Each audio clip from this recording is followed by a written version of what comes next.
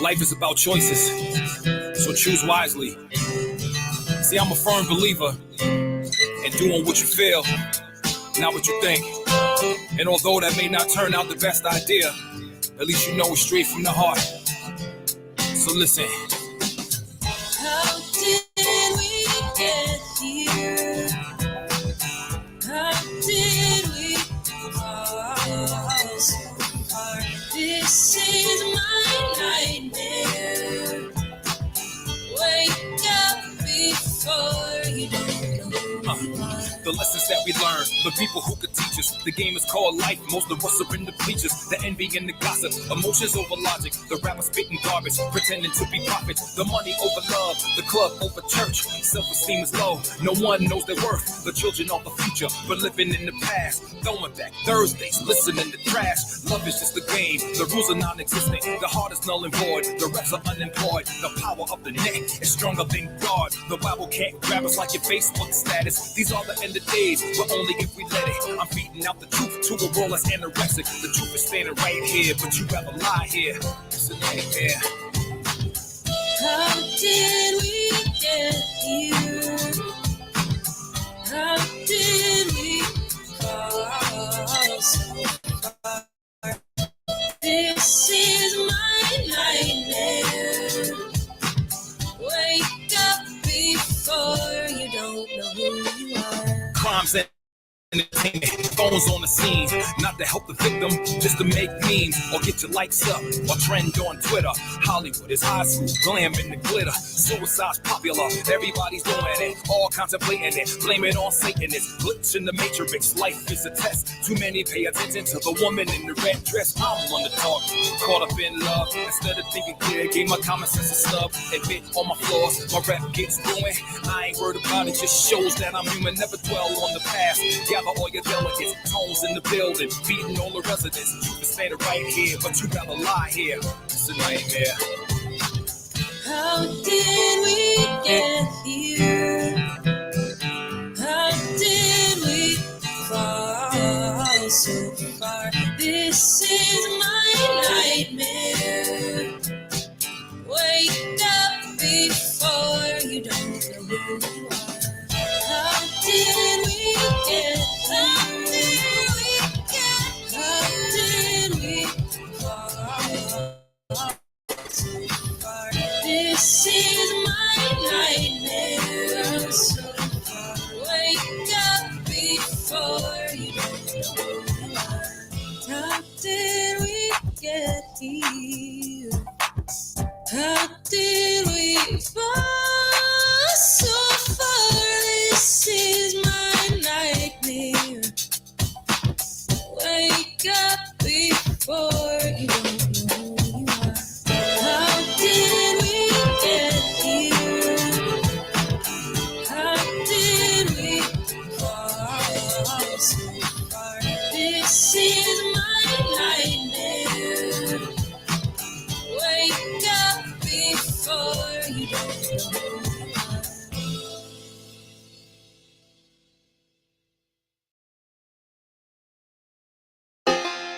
Yo, hey yo, Round, you a monster, B. This shit right here is crazy. Yeah, yeah, yeah. What the fuck is up? Throw your Dutchess up.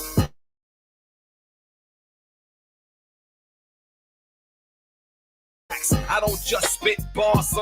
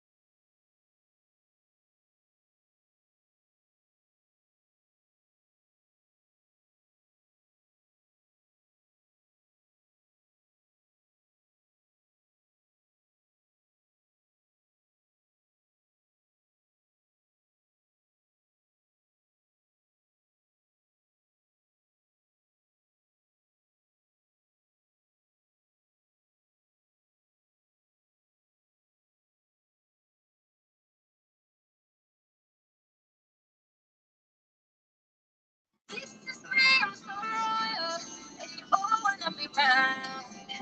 You all wanna be round. You're gonna champion, you're champion. I got tons of soul on my true color people. Famous, number one, desirable. I do what I want, when I want, and how I want it. Leave you with the one, yeah, that's how I roll. I got things to throw, I don't care, I got no gold. Better, so much better than incredible. Always only saw something up there, I still got it. And I never sorry, yeah, to the world. This is me, it's all. And you all wanna be round. And you all wanna be round. Gonna stand be up, stand be up. This is me, it's all. Cause you all wanna be round. And you all wanna be round. But stand be up, stand be up. When I hear him come like my fuse and then bump. Then to see you later, I'm about to blow this up. You can see myself if you want. I know you want it. It's always kind of fun. Yeah, cause see, I know I'm a superstar. God to lead you on. Haters gonna hate us. I'm trying for my dead love. Sticky, bring it down, na. Say I feel like this is me, it's alright. And you all wanna be round. Yeah, you all wanna be round. From the champion, champion. This is me, it's alright. Cause you all wanna be round. You all wanna be round. But champion, champion.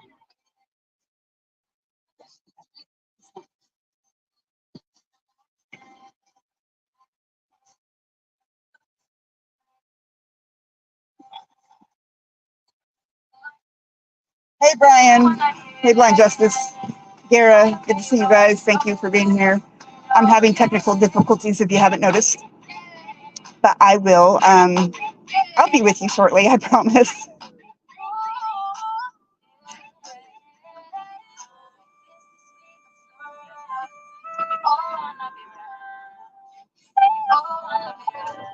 Hey, David. Hello. I'm having issues. Hang on just a moment. There we go. I'm having technical issues over here. Can you hear me okay? I can hear you perfectly fine. Wonderful. I apologize. My camera's not working. My internet's being stupid. Good times. So, everybody, I want you guys to meet David.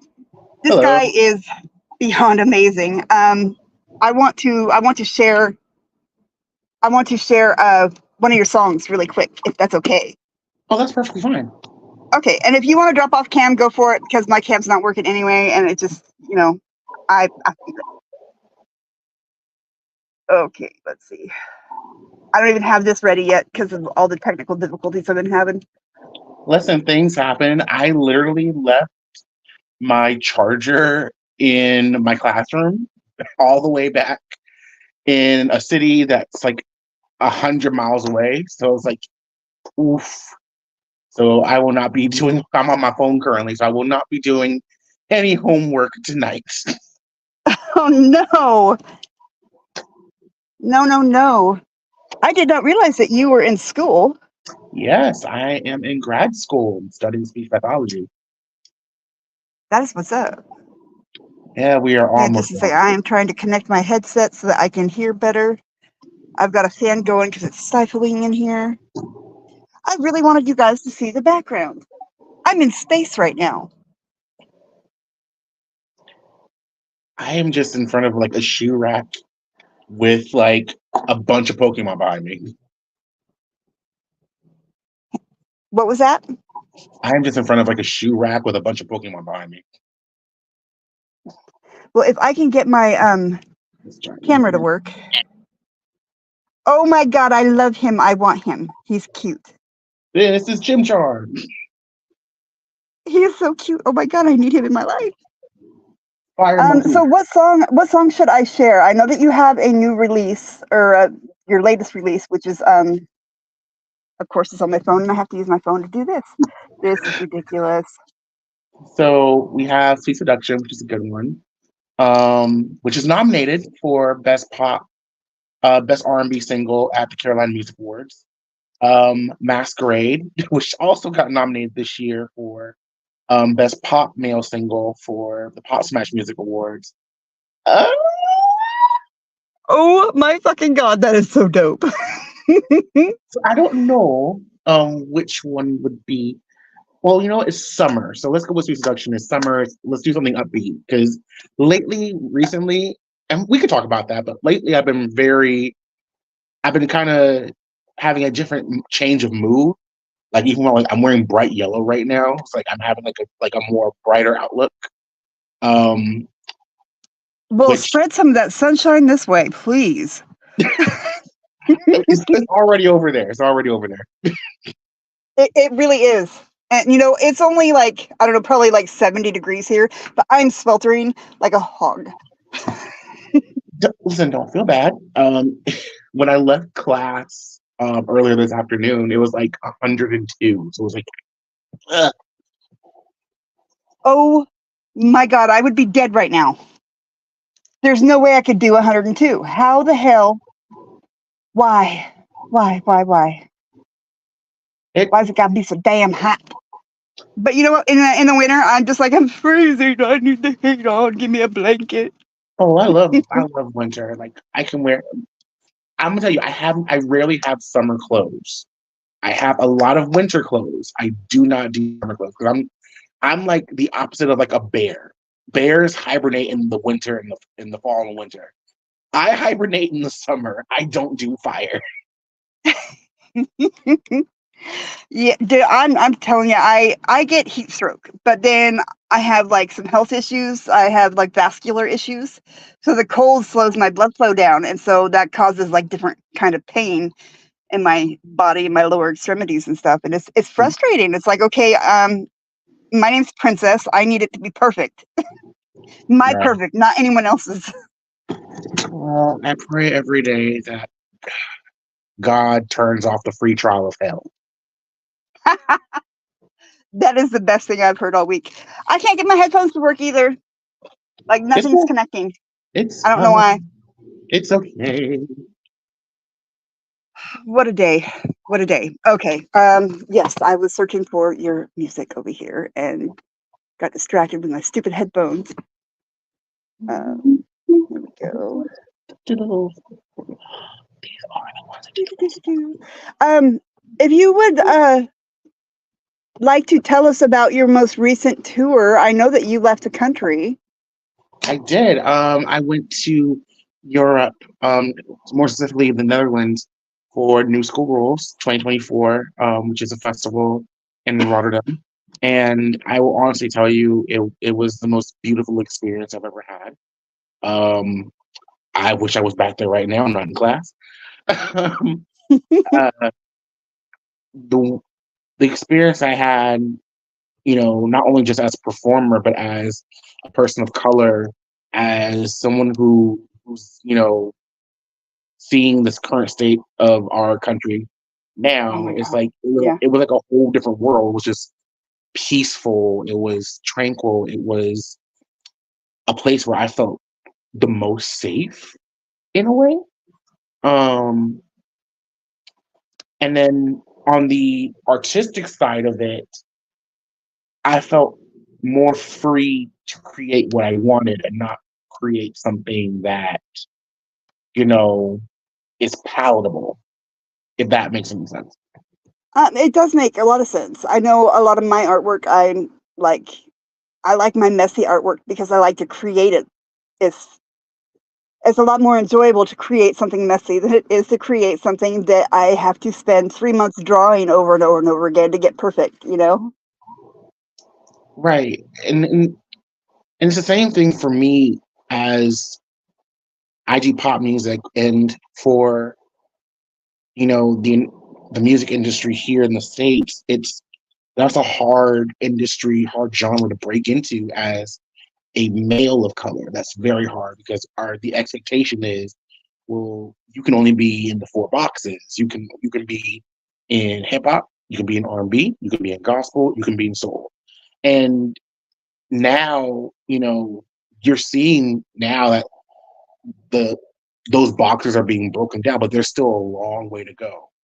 And I don't want people breaking out of these boxes to be a fad or a trend that just dies off later down the line. I want this to continue where we're starting to see people of color be recognized in rock music, be recognized in EDM and house, be recognized in classical, be recognized in heck, Gregorian plain chant, pop music, rock music, you know,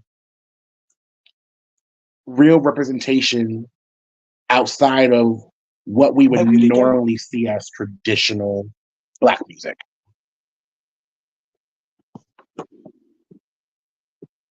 We lost you for a moment.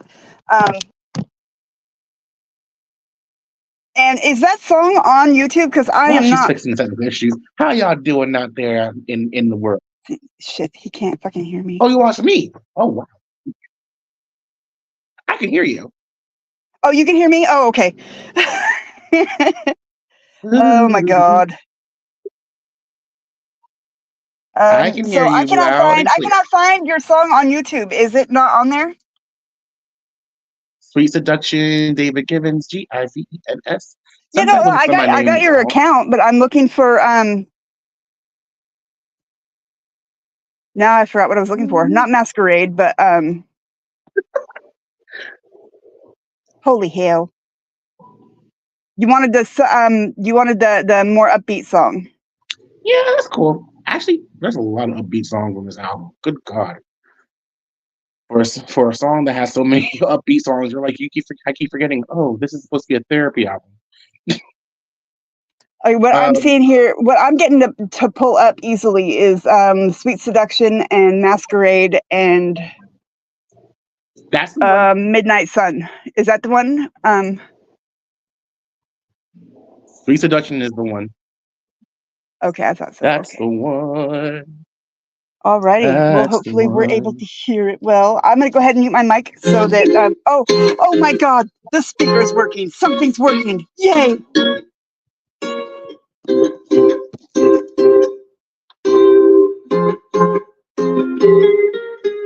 Look over there, you are across the room. Smile, your hand me like spring in full bloom. Anxiously waiting for us to collide. Give up on love in the club, but you got me reconsidering what I'm gonna do as they begin to play that song next way. I don't want to give it back. That's the sweetest thing that's me in her head. She got here for where quiver in anticipation. Love just give a reason. Not being back to wait. Cut in a squeeze, but got to love. Electric food, rolling on the floor as I'm tearing your eye. Connected to my goal. I'm looking her,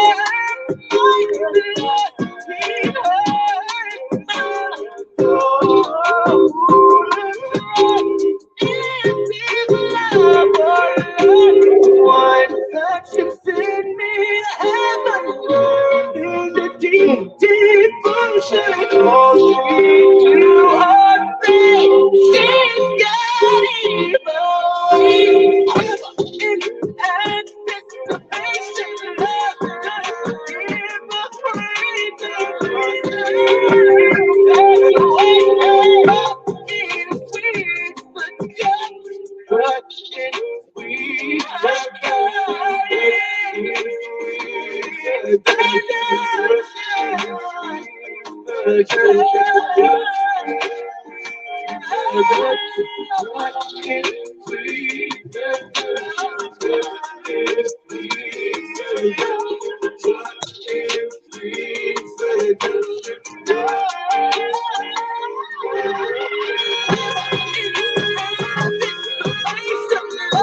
just give a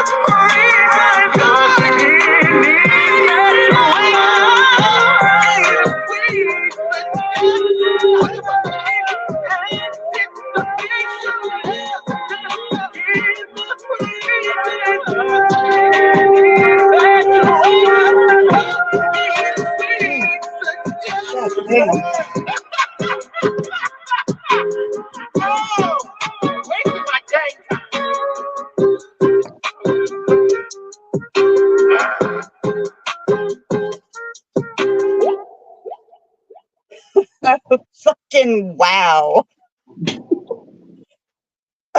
Oh my God.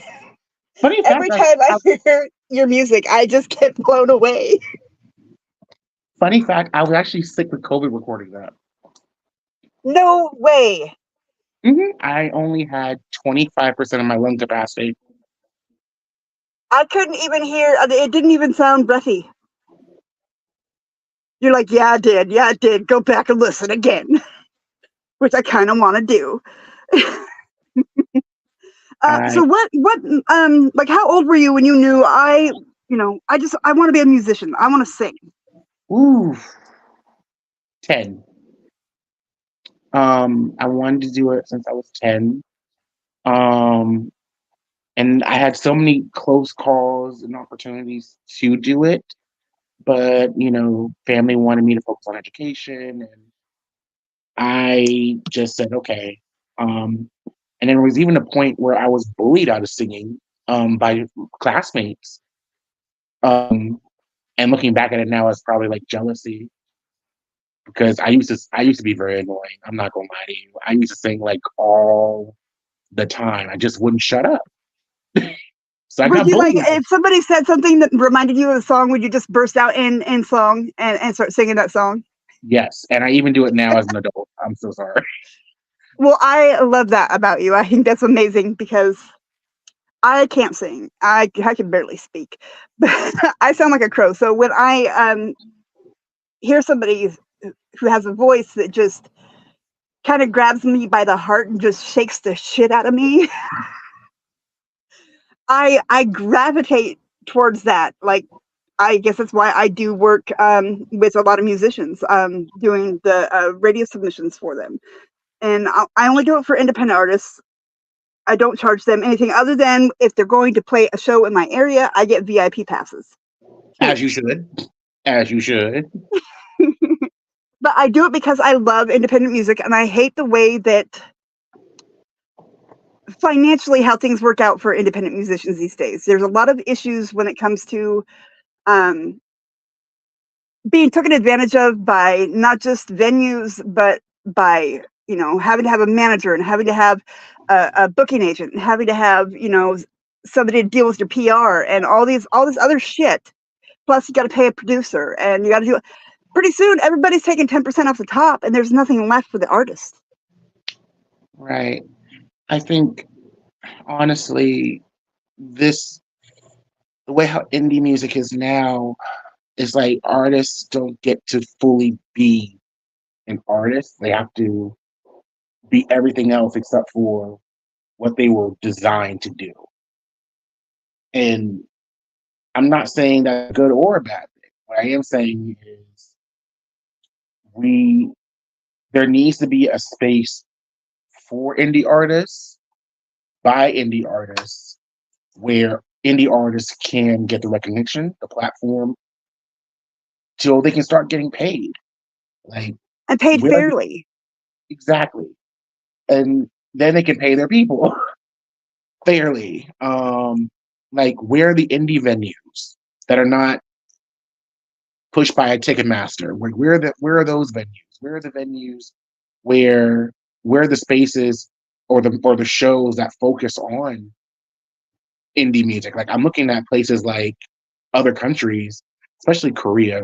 I've been heavily watching the Korean pop space for a year now, and seeing so many different avenues that the artist can be seen, can be heard, can monetize their music and their image. And they don't get paid as much either, but what can we take that same model in America and apply it to indie artists? Definitely. I think that would be a great idea. I know that I actually have like a thing coming up next year. It is a fair pay music festival that I'm hoping you will be one of the artists who join us. Contracts will be going out in November. I'm super excited about that. You have no idea how excited I am about that. But it is based on fair pay and equal access to the music industry. So for the last year or so, I've been working in basically getting people's music played on radio stations. I started out with just college stations. Now I've broken into several commercial stations, and I've been working with people on podcasts and sending people to be interviewed by this amazing, amazing lady that I just absolutely freaking adore. Her name is Miss Stevie, and she has a show called Styles by Stevie, and she's just fucking fabulous. I just love her. She looks like a different woman every time I see her on the screen. We love She somebody who just loves fashion. gorgeous. She loves her fashion. Oh my goodness. But next in June, we'll be having strictly independent artists for a 3-day event. We're going to be holding it in Colorado. And you know, we're not covering travel as far as flying into the state, but we are covering travel from the Denver airport to the venue and to the hotel. We're covering the hotel, we're covering meals, and then every artist is getting solo artist is getting $5,000, and then every band that comes in is getting $8,000 to split between however many members there are. I think that's more than fair, considering that like places like South by Southwest, they pay you $150, and then they charge you $900 to get in the gate. Whoa. See, I didn't know that. Yeah, that's kind of how a lot of them work these days. It's really depressing, to be honest with you. Oof. Mm. You know, I just thought about something that is really irksome that we don't have here in America, that you're seeing that I can find in Canada and I can find in Japan, I can find everywhere else, is we don't have grants for any music style outside of classical. Well, Like, there are, but it's difficult to get. I have gotten a few grants for a few of my artists, but it literally took me like 4 months of like application process after application process after application process. And if anyone's ever filed for a grant, you know how difficult it is. And I almost kind of wonder like how many of these joints aren't just like embezzling the money or something. Because you know, they'll charge you application fees and then speech fees and essay fees, and I'm just like, wait a minute, what? I already paid you 3 times. You want me to pay you a 4th time? and that's what I'm Maybe? saying. It's not easy access. If it's not known to an artist, when it is known to an artist, it's not easily accessible because there's so many fees, and then it's not clearly defined how to even apply for said application, for said grant. Well, they make it so convoluted, it's ridiculous. I mean, I had to go to an online meeting through Zoom like 3 days out of the first week that the submissions had opened to learn how to do the submissions. And each one is like that. Like either they want you to go and watch a bunch of videos on YouTube, or they want to sit down and have a meeting with you. So you got to drive, 3 hours, because I live in podunk nowhere. And so Seattle's like 3.5 hours away from me.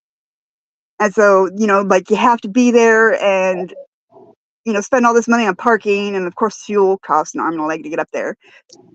It's just crazy. And then it's only for a chance to get it out of you and like 1,000 other people.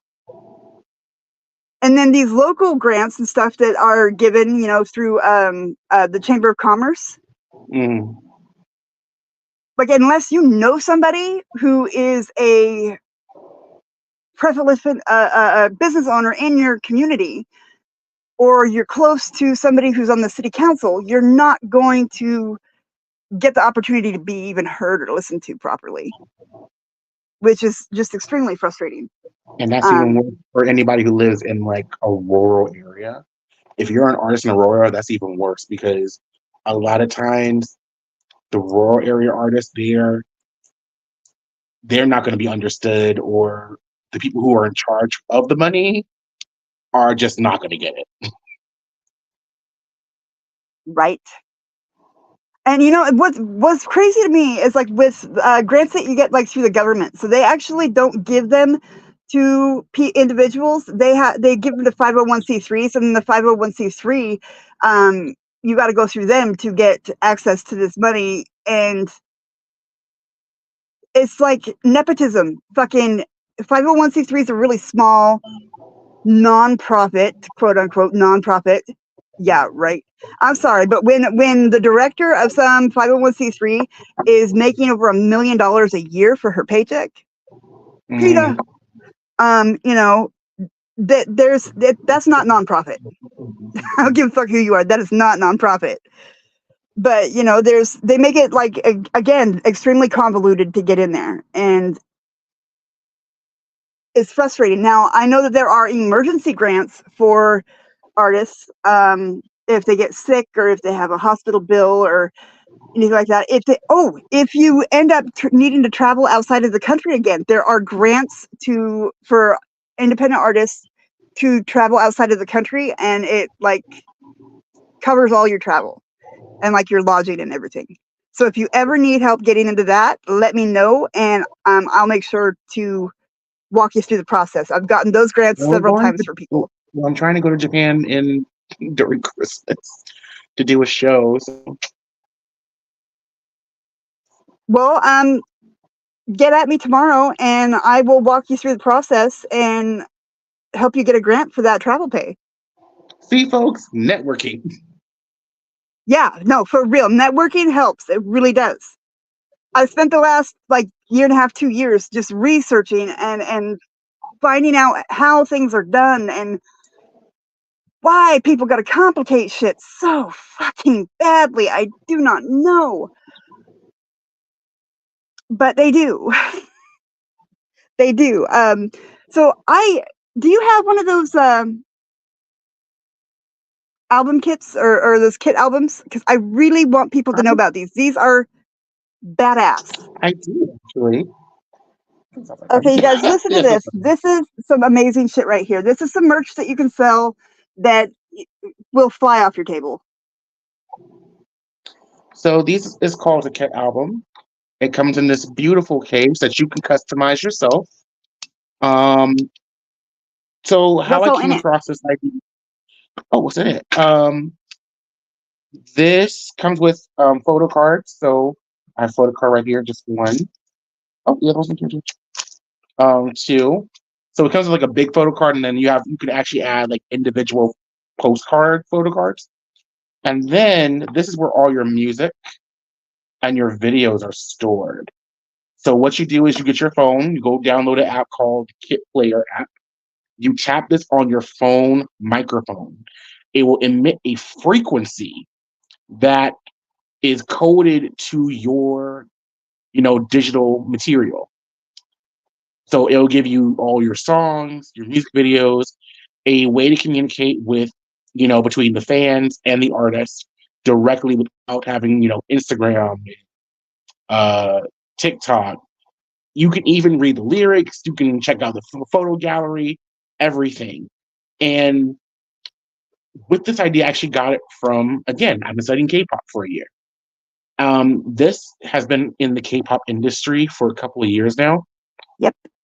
And even in the J-pop industry. And there's different, devices that you can use. Another one that we're about to invest in a couple of weeks will be the NFC chips. They come in like little mini CD discs, and all you do is just pop it on your phone, and it downloads song for you, along with everything else that's included. It's called a kit album. This is called a kit DC album. Smith, I have you up here. Like you should be in the live if you want to pipe in and ask questions or whatever, because these things are amazing and they won't break the bank either. And which means you can pass the savings on to your fans, or you could jack up the price 300%, like everybody else does. And then it's all about ownership. I have never been a fan of, even when Spotify first came out in 2013. I really was never a fan of, I'm just renting a song. I've never been a fan of that. I'm all about ownership. Okay, I'm back. So even when you buy a song, buy an album, you own the song. I'm all about that. Like, I want something that's not going to be deleted if an artist is controversial. I don't want something that's just going to fade away if the servers are down. Because that's my greatest fear, is that a billion artists are on different servers, from Apple Music to Deezer to Melon. And what would happen if all of that just went away? What would we have to show for it? So I'm really big on physical copies, physical media. And this device right here bridges the physical media and the digital world into one package. It does not break the bank for artists. If you want to just keep it an online base only, it is no charge to set up. If you want to have your own set to sell at your merch tables, in your own online store, like I'm doing, I sell my own in my online store on Instagram, on Shopify, on davidworld.us. I think the minimum is 30 packs for $240. That's just for 30 units. And it just And what are you selling them for? I'm selling them for $24.99, because I feel like you're getting a lot with these. Exactly. And you're getting something physical, something tangible to hold on to. I love that. I miss albums. The digital thing irritates the bejesus out of me. It really does. I mean, it's cool on one aspect because, I discover new artists all the time, like way more frequently. But when I find an artist that I love, I'm just like, oh, I want their album. And then I go to see if I can buy a physical copy, and nobody has physical copies anymore. And that's what I miss too. I do miss, opening a fresh album. I do miss, because I'm from that last generation that had the CDs. and MP players and having streaming. I'm dead smack in between those two generations, but I do miss having physical CDs. I miss whenever I was visiting New York at the time there was an album release. I think I went to the Fame Monster album release in Times Square in 2009. I missed having that interaction with the artist and having them sign your album. Right? Oh my God. So I agree. Yeah. I agree. Except for, what? I never ever had like an album to have an artist sign. So it was always like on my skin or on my clothing, because I wasn't about to carry anything in or out of that place. Yeah, I miss having that. Like, the artist comes to like a Best Buy, or they come to, at the time was FYE. I don't think FYE is around anymore. Oh my God, I used to love FYE and Disc Jockey, and what was that other one? Suncoast or something like that. Sam Goody. Oh yes. I miss those moments, and I know that for people, streaming is convenient, and I get it. It's convenient. You get all the music that you want. You don't gotta spend, 12. You can stay in your pajamas. Yeah, I got dressed today, y'all. I got dressed today. I can't even go on camera, but I got dressed today. Well, I had to get dressed. I had class today, so I had to. Wasn't a choice. You know what? No, I'm just kind of I'm a homebody. I really am. I'm a homebody. But everything that I do for people, I can do from my home. It's easier. I'm in a wheelchair. It makes things really difficult. Access to venues is a joke. Access to bathrooms in public is a joke. It is. More accessibility. So I just rather stay home. It's just easier on everybody involved if I just stay home. We need more accessibility for everybody. Equity, not just equality, equity. Agreed, wholeheartedly. So DC Smith, so that is called the Kit album, and they are fabulous. And I'm like, I am looking at your website right now, David, to find one so I can buy. And where do I go? So there is, if you go inside the website, you'll find a link that says shop, and they're right there. Okay, maybe it's because I have this set up for a blind person that is maybe cutting it off. It's, Yeah, it's that is okay. exactly what's happening. Experience. I'll get glasses someday, I promise. I lost mine. So usually I'm wearing like my glasses. I lost mine. So I'm like, I'm winging it. I'm going seeing Raw right now. So we're in the same boat, I guess. Oh God. So I get this from like trying to squint and read because I do a lot of reading. I get this like wrinkle in between my eyebrow and the bridge of my nose. Kind of like squinting. And I'm getting older. I'm in my 40s, 40 something. Like I'm up there. Life starts at 40. Yeah, because the kids are grown up, thank God. So you got any funny stories from the road? or shocking stories, or you feel free. I say the word fuck here all the time. Okay, so I have one funny story and one shocking story. One is on the road, one is not. Let's deal with the shocking story. Okay. How I almost got arrested for shooting a music video. You almost got arrested. Wait. No. I don't. Okay, please go on. How did you get arrested? Almost. Almost. How did you almost get arrested? And I just told the story to my classmates, so they didn't believe me either. It was 2021, yeah.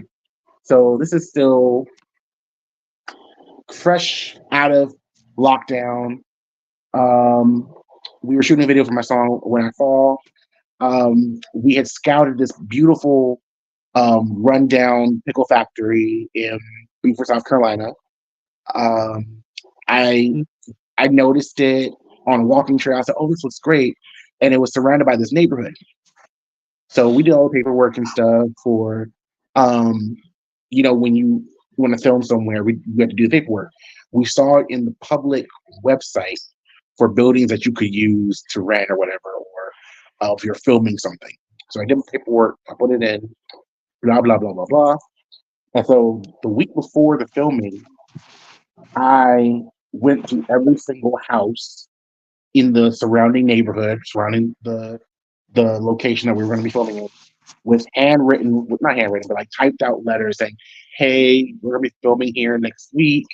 We just want to let you know so we don't, so it won't be unexpected, as well as, we're going to respect the noise ordinance at 9:00, so we won't really be doing a lot of loud playing of music. The song is very, it's not a hip hop song, it's more like a rock song.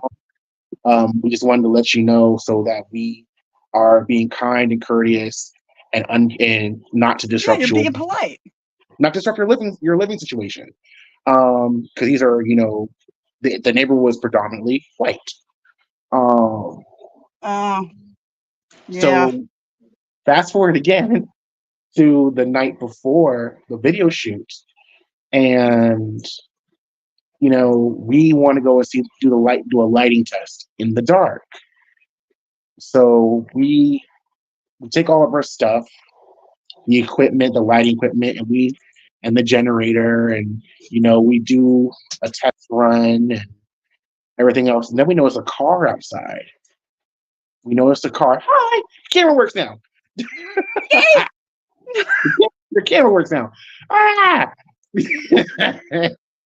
So we notice a car outside, and they are taking photos of us from the outside. They're seeing the lights and everything because we had a really nice lighting rig that I owned, and they're like, just taking snapshots. So we didn't think anything of it. We got our stuff and we left. So the day comes, we did the first half of filming where we shot all the bloody scenes. So there are scenes where I'm like an angel with his wings clipped and, all bloody and bruised and blah, blah, blah. So we get to do the performance shots for the video, which is in the factory, which I still have those photos and they're so beautiful. It was going to be very Linkin Park inspired. So think Numb and in the end, that kind of video concept, very like early 2000s pop punk, new metal kind of vibe.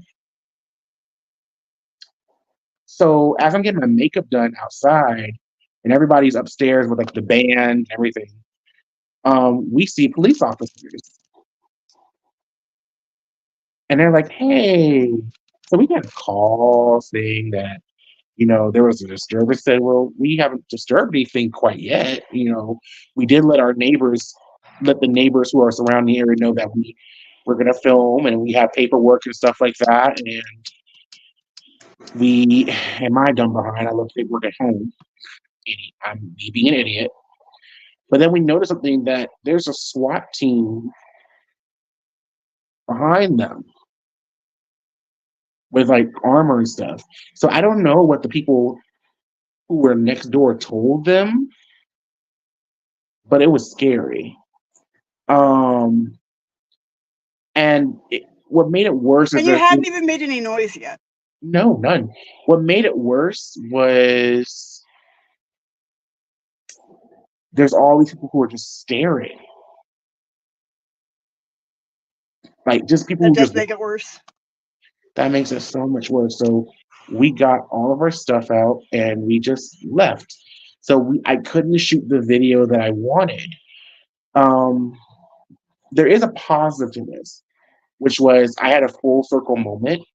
So we shot the rest of the video with no band, just me in my old elementary school. So my elementary school closed down 10, 15 years ago. Is now gone. It's now demolished. At the time, it was like 15 years ago. Wait, how old are you? Because I feel like you're too young to have been anywhere 15 years ago. Oh, yeah. I won't say how old I am because I don't believe in. I won't either. It's okay. I don't believe in OLD. I don't.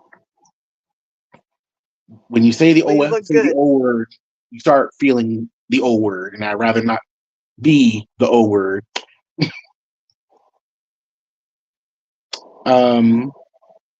So, what almost got you arrested? Was it just for being there, or just being in there? Was it like a racial thing? That it was that too. Which again, if people knew the history of Beaufort, the house that those people live on is basically that's the land of freed slaves because Beaufort was the first free Black towns in South Carolina, where it was predominantly all Black.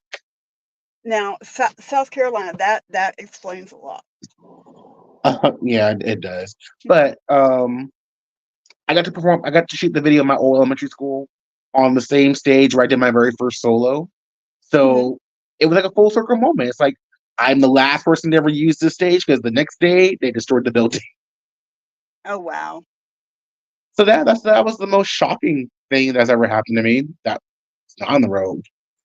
Now on the road, however, so I got high accidentally.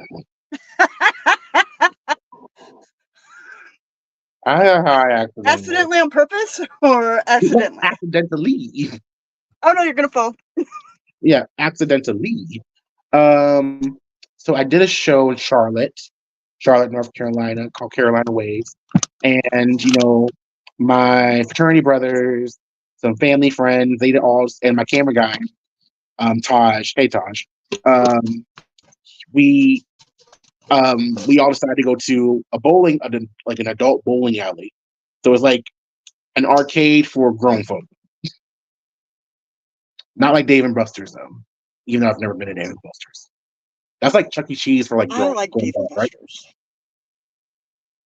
Dave and Buster's is like Chuck E. Cheese for adults. I like right? to play games. I'm a child.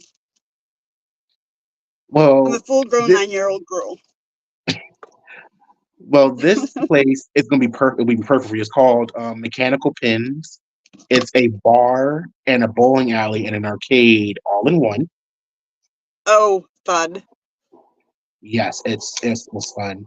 So we're hanging out, and one of my other fraternity brothers from another organization, it was his birthday, and I saw him have like a watermelon ring.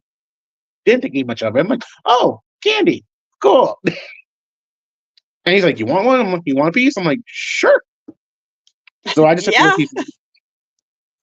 I took a piece of the watermelon ring. I did not know there wasn't anything in it. So it's like 12 midnight. Like we gotta get back home.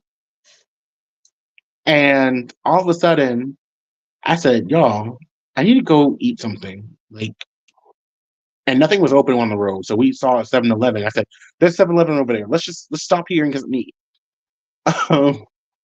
So when I walked out, I had like 12 pieces of hot wings, a double cheeseburger, a foot-long sandwich, and a big gusher. Yes, I remember all of that. And they're like, you left with all that? And I'm like, yeah. And they didn't I guess they couldn't put 2 and 2 together. They didn't put 2 and 2 together. Did you realize what was happening, when it kicked in? No. I didn't realize at first. How I started realizing it kicked in, I started laughing at everything. Like, incontrollably. It was like, you ever seen like the Joker laugh? That's how uncontrollable it was. It was like, and it was like all the way from like 1 o'clock in the morning until like 7 a.m. I was like, yeah, I'm done. I'm dead. It's a done deal. That would scare me if I didn't know I was high, but because that feeling is. Oh, but the sleep was amazing. Yeah, no, it would freak me out. That was amazing sleep. I was well rested when I woke up the next morning. I was like, yeah, I feel great. And everyone was like, I bet you do. Okay, so I can't access my. So we got Sharif here, and we also have DC Smith. Hello, everybody. Welcome. Hello. Thank you for having me.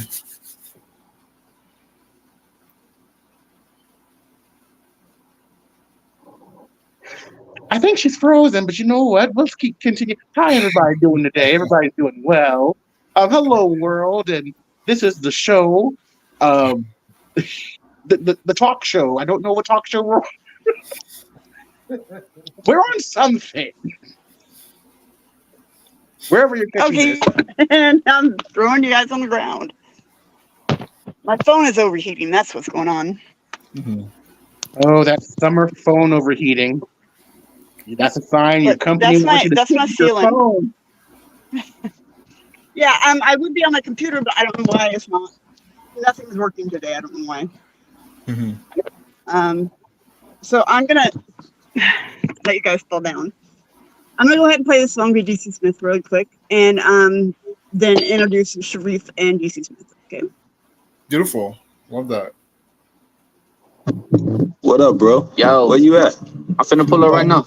Okay, cool. Okay. Yeah, you ready, man? Man, I got a feeling it's gonna be a good night. Oh, it's gotta be. You heard from Bama? You already know he gotta make an entrance. I'm gonna hit him right now. Hey, shorty. Like that. Hello? Hey, bro. What up, bro? Where you at, man? I'm already here. What you mean?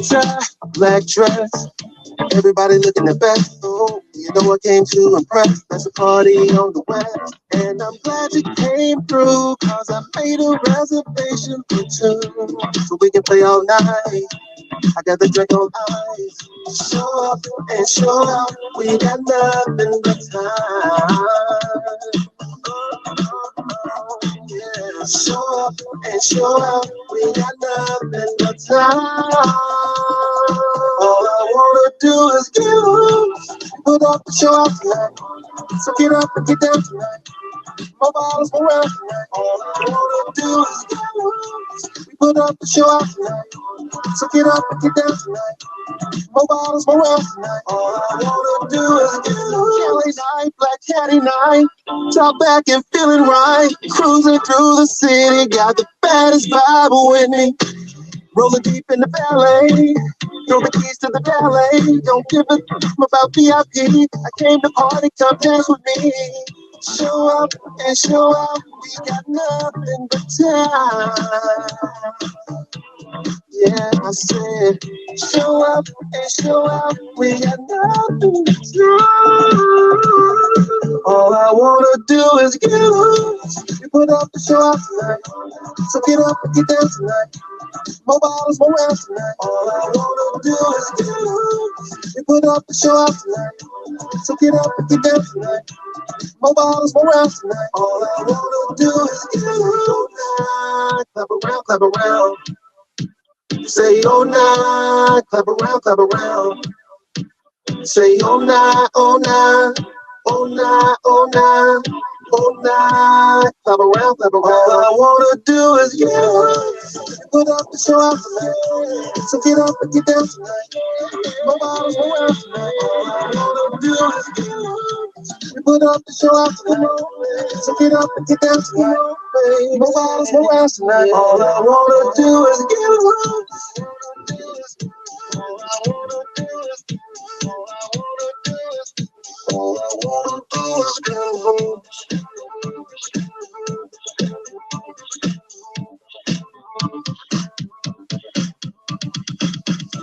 We put up the show out tonight.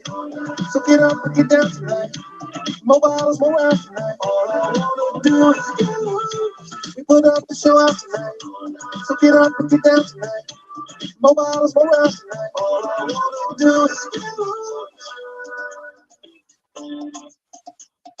Oh nah, oh nah. That is such a fabulous song. I'll make sure my mic is not muted. So that was DC Smith, an amazing, phenomenal artist. I honestly, like, no lie, between David, DC Smith, and Anna Tanae, I really need to hear you three all kind of get together and make something amazing, because holy hell, you three would sound amazing together. I'm just saying, just putting that out there into the ether that maybe one day it'll happen, if that's all right. I'm all for any and every collab. So, I don't know if you guys can hear me or not. Sounds cool to me. Okay. Hell yeah. I don't know what's going on with my audio, but it is going to shit. This is He's really producing now. So Sharif, I'm pulling up my interview questions and stuff for you right now.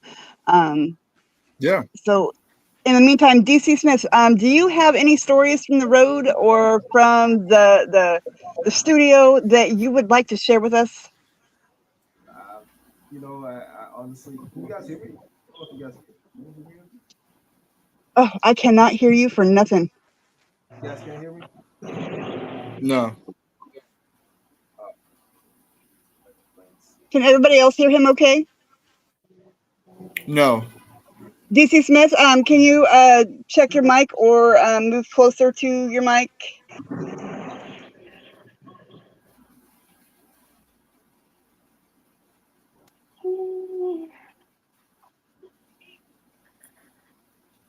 Oh my God, I'm so sweaty. This is gross.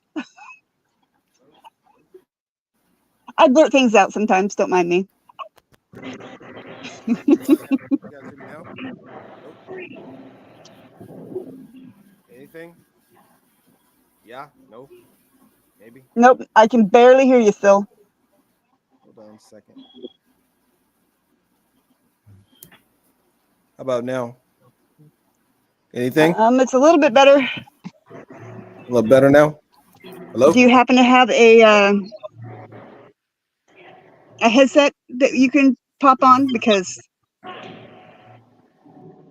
Yeah, I'm still struggling to hear you. How about now? Anything A little bit better. better? Yep, I can hear you. Okay. Um, I can honestly say I don't actually have any road stories or studio, more interesting studio stories. I actually started recording last year. I've been writing music for a very, very long time, but I hadn't actually put out any music of my very own. And me and my son had a conversation, and he's actually an artist, and I've always pushed him. And he was like, "Dad, why aren't you releasing any of this stuff? You write, and you don't ever release anything." But music for me has always just been more of a therapy than anything, quite honestly. And so he was like, "Hey, man, you got some good stuff, just put it out there or whatever." And so I was like, well, whatever. And so I went to a Charlie Wilson concert, and long story, somehow or another, I ended up having a backstage pass. I didn't know I had a backstage pass, but so the guy came, and he said, "Hey, I'm going to take you backstage and meet Mr. Wilson." And I was like, "You sure you got the right person? I don't, have a backstage pass." He's like, "Let me see your ticket." I showed him the ticket, and he's like, "Okay, yeah, I'm going to come and get you in a few seconds." And sure enough, he came back after a few minutes, took me backstage, and I saw Mr. Wilson, and I told him, I was like, "Hey, Mr. Wilson, I actually wrote a song for you. I can't believe I'm actually meeting you tonight. Totally unprepared for this." And he said, "You wrote a song for me?" I was like, "Yeah, actually I did." He said, "Well, okay, well, how are you going to let me hear it?" And I was like, "Well, again, I'm totally unprepared, but I will sing it for you." So he cleared the room, whatever. It was me, his tour manager, and his wife, which was also his manager. I'm assuming still is. And so I sung the song for him. It's a song, actually, I haven't released it yet. It's called Roots. And by the end of the song, he asked me, why haven't you released this song? It's a great song. Why haven't you released the song yourself?" And I was like, "Well, I'm not Charlie Wilson, and I'm not you. So I wrote this song for you." And he's like, "Okay, well, I want you to send me that song." And so I end up sending him the song, and so he actually still has that song. But that from that moment, it was kind of the confirmation that I needed to say, "Hey, your product is good enough, to be on the market." And I guess that was what I needed, honestly, for myself, to know that it wouldn't just be a waste of time. Quite honestly, it wouldn't be a waste of effort. I've always had the passion, and I'll probably write and sing music for the rest of my life. But as far as actually putting it out there for other people to consume, I had just never saw it at that, in that regard. And he kind of solidified that for me and said, "Hey, no, man, you need to be doing something with this." So that's where I am. That's my story.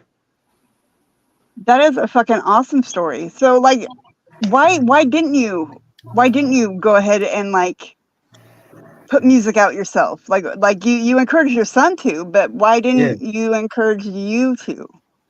Well, the truth be told is I'm more of a behind the scenes, the business aspect of thing type guy. I've never really, or I didn't beforehand. I really didn't see myself being the artist on stage, but more so, writing behind the scenes for other artists. Quite honestly, that's kind of how I saw myself. And then even Mr. Wilson, he kind of brought it to fruition for me. He's like, when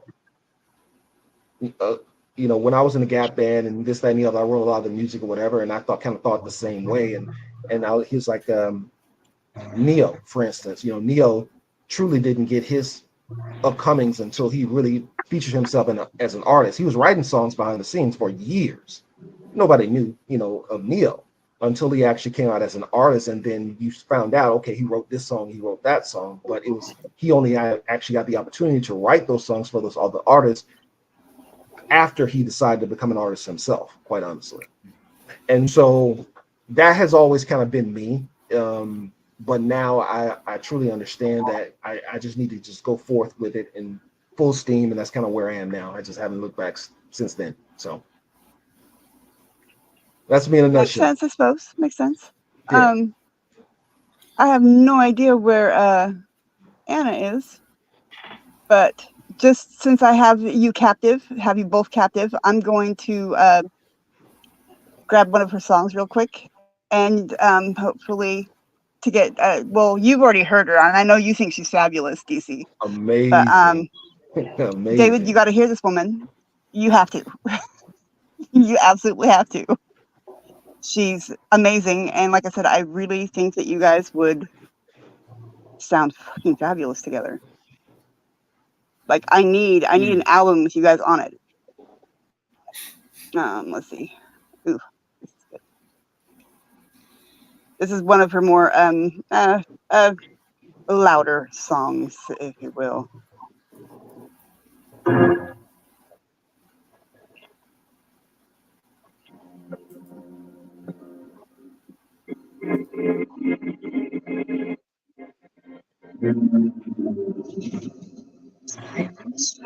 Stop me, I run faster. And you know I'm gonna take all the glory, so be ready for disaster. You can bring your arm, you can bring it on. You're trying to defeat me, but there's no way I can fall. In the end,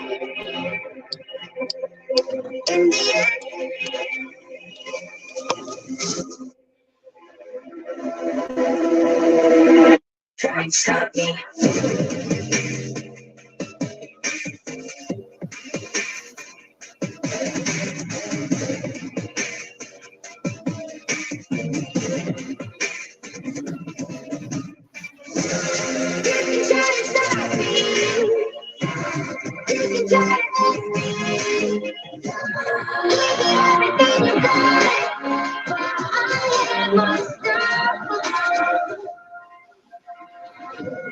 Think you got all the power.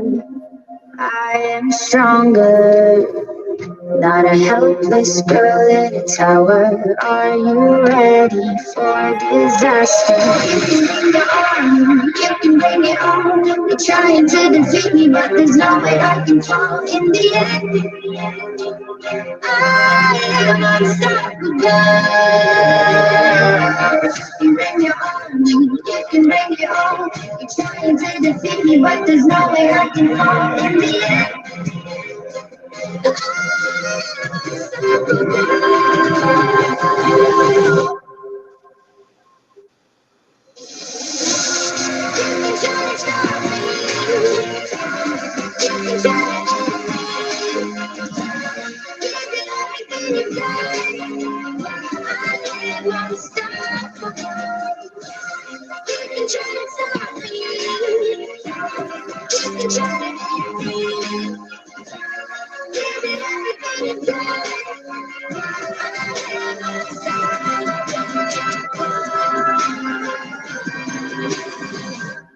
stop me.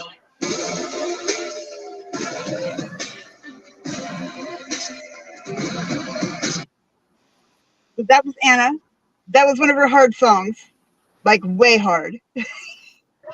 She does all different genres. Like she can fit like DC. He does every genre you could think of.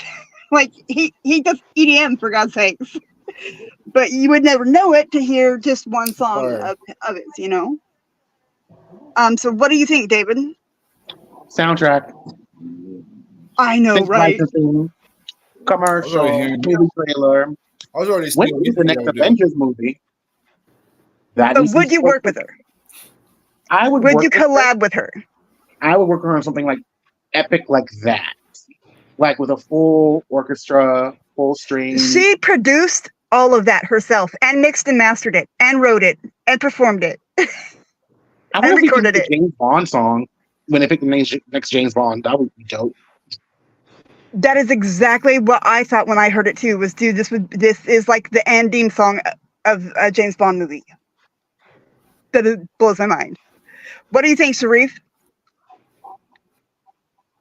I was thinking about what is she amazing? Yeah. So everybody, I want to introduce Sharif. Yeah, so he is an activist and filmmaker, a father, a very intelligent man, and very, very passionate about his causes. He has a project now that he's working on. You want to tell us a little bit about your project that you're working on right now? Yeah, it's called Black Plus Blue. I shot this movie 2 years ago. I wrote it during COVID, when when all of us was all locked down. I was I was trying to be creative, trying to keep my mind going, and I was thinking about what to write. That project literally came out of a necessity to stay busy. My DP and I, we went to DFA, that's Digital Film Academy. We wanted to continue working together and working on more projects. And this is other project that we had worked on. We couldn't afford the budget, and then so we're gonna put that on hold. We'll figure it out. And then COVID happened. And I was like, oh well, that goes that. And then George Floyd happened, and I was thinking about what to write. And then so I wrote Black Plus Blue. Raised the money, shot it, and so now I'm still looking for funding. Everyone keeps asking me when I'm going to release the film because people who have seen it, they enjoyed the film, which I'm really thankful for. Yeah, I just wanted to get the finishing touches for the film before I release it. So I definitely understand about not releasing things too much. I can understand what DC Smith is going through with his own work, so I can totally relate in that regard, because you just don't want to release if it's not ready or if it's not right. So I can get that. So. I just found you on Instagram, so I followed you. looking for you. Thank you. I appreciate that. For sure.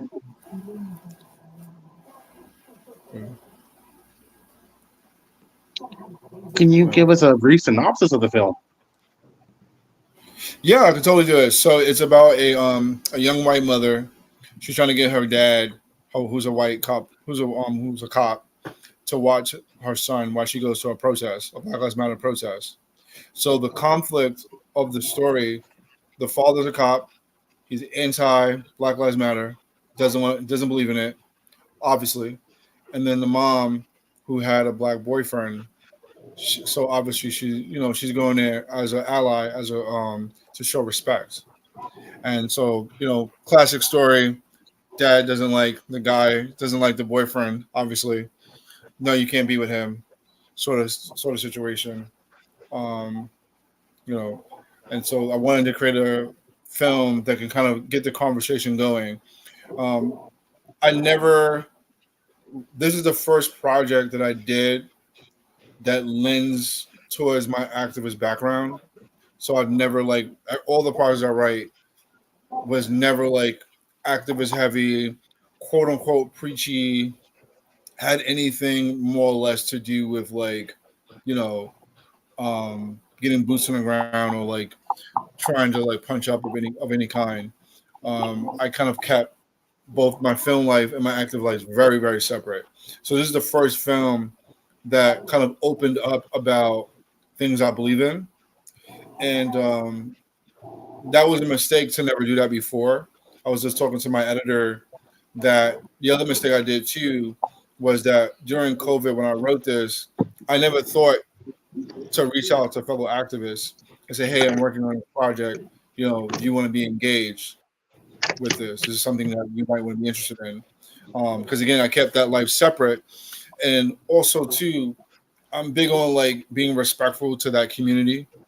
So, activists, we keep what we do close to our chest. We take our job as an activist, because it is a job, very seriously. So it is very touchy for some people to kind of blend certain things together. And so that sometimes may be very tricky. That line may be very difficult for some people to cross, because people want to be properly represented. I'm going through that right now. I'm currently writing another project with another comrade who's a transgender man. And we're writing a project that's when the main character is transgender. The supporting character is transgender for a reason, because it's about the dad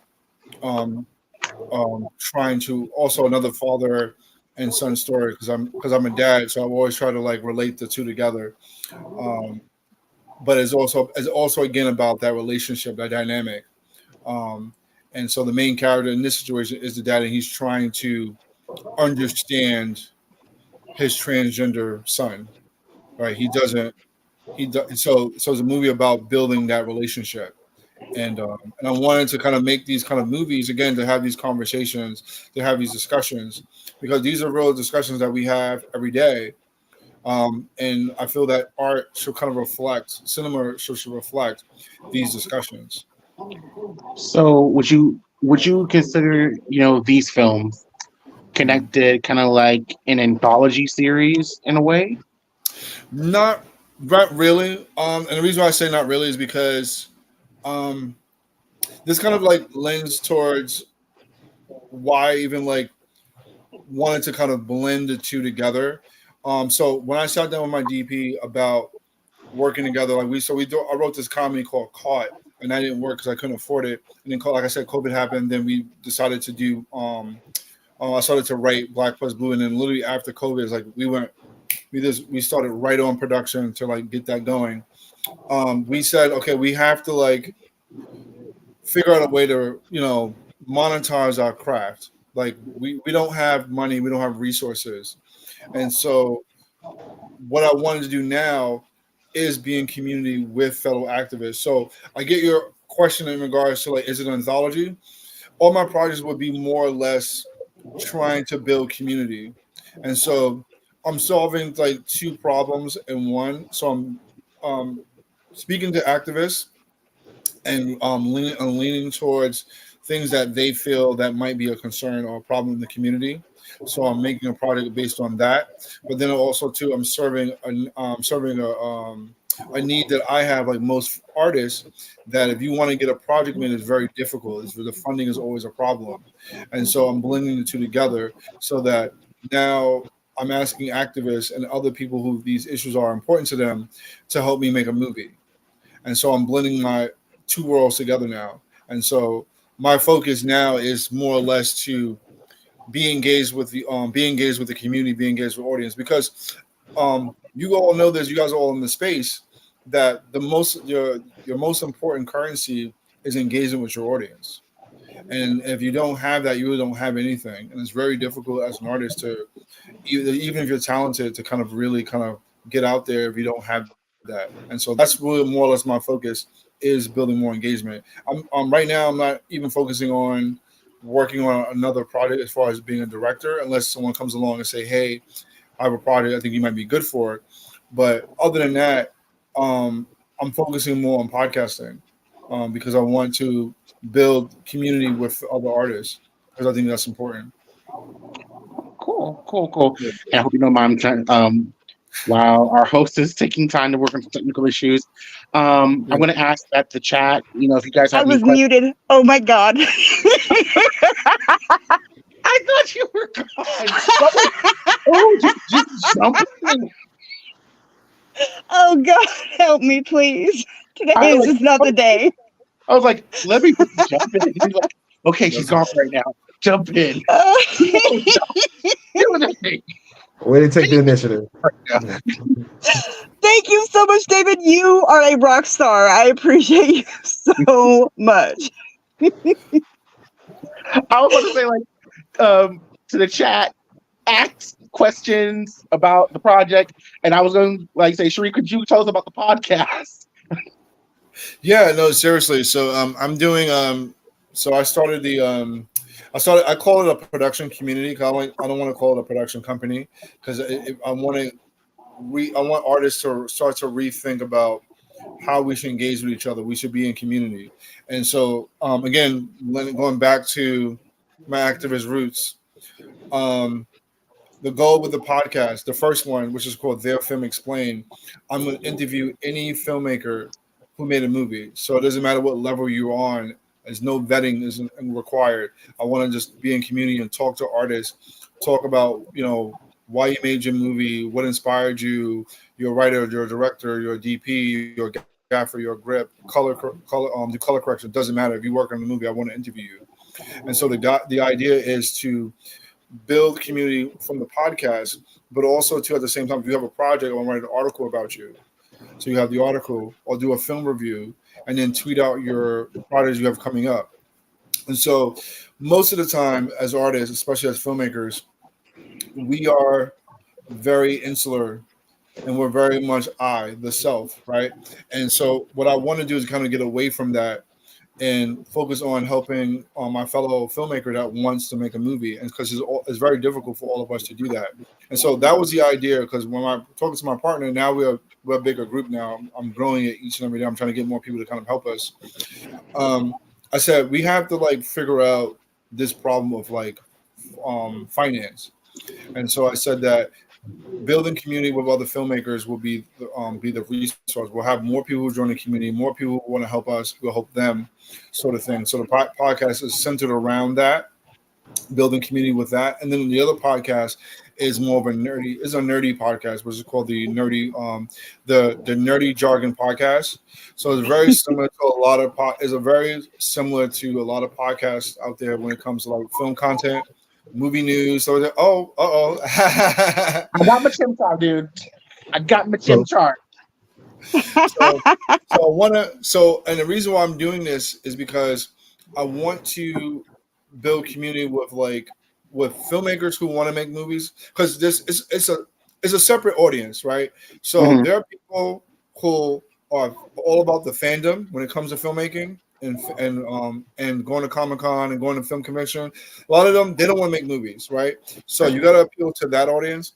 And then for filmmakers that actually want to make movies, you have the other podcast. So there's two separate podcasts for that reason. The technical side of things. Exactly, the technical side. Exactly. So you know what? I don't want to alienate one group or the other. So having two solves that problem. And again, but the message is still the same as building community.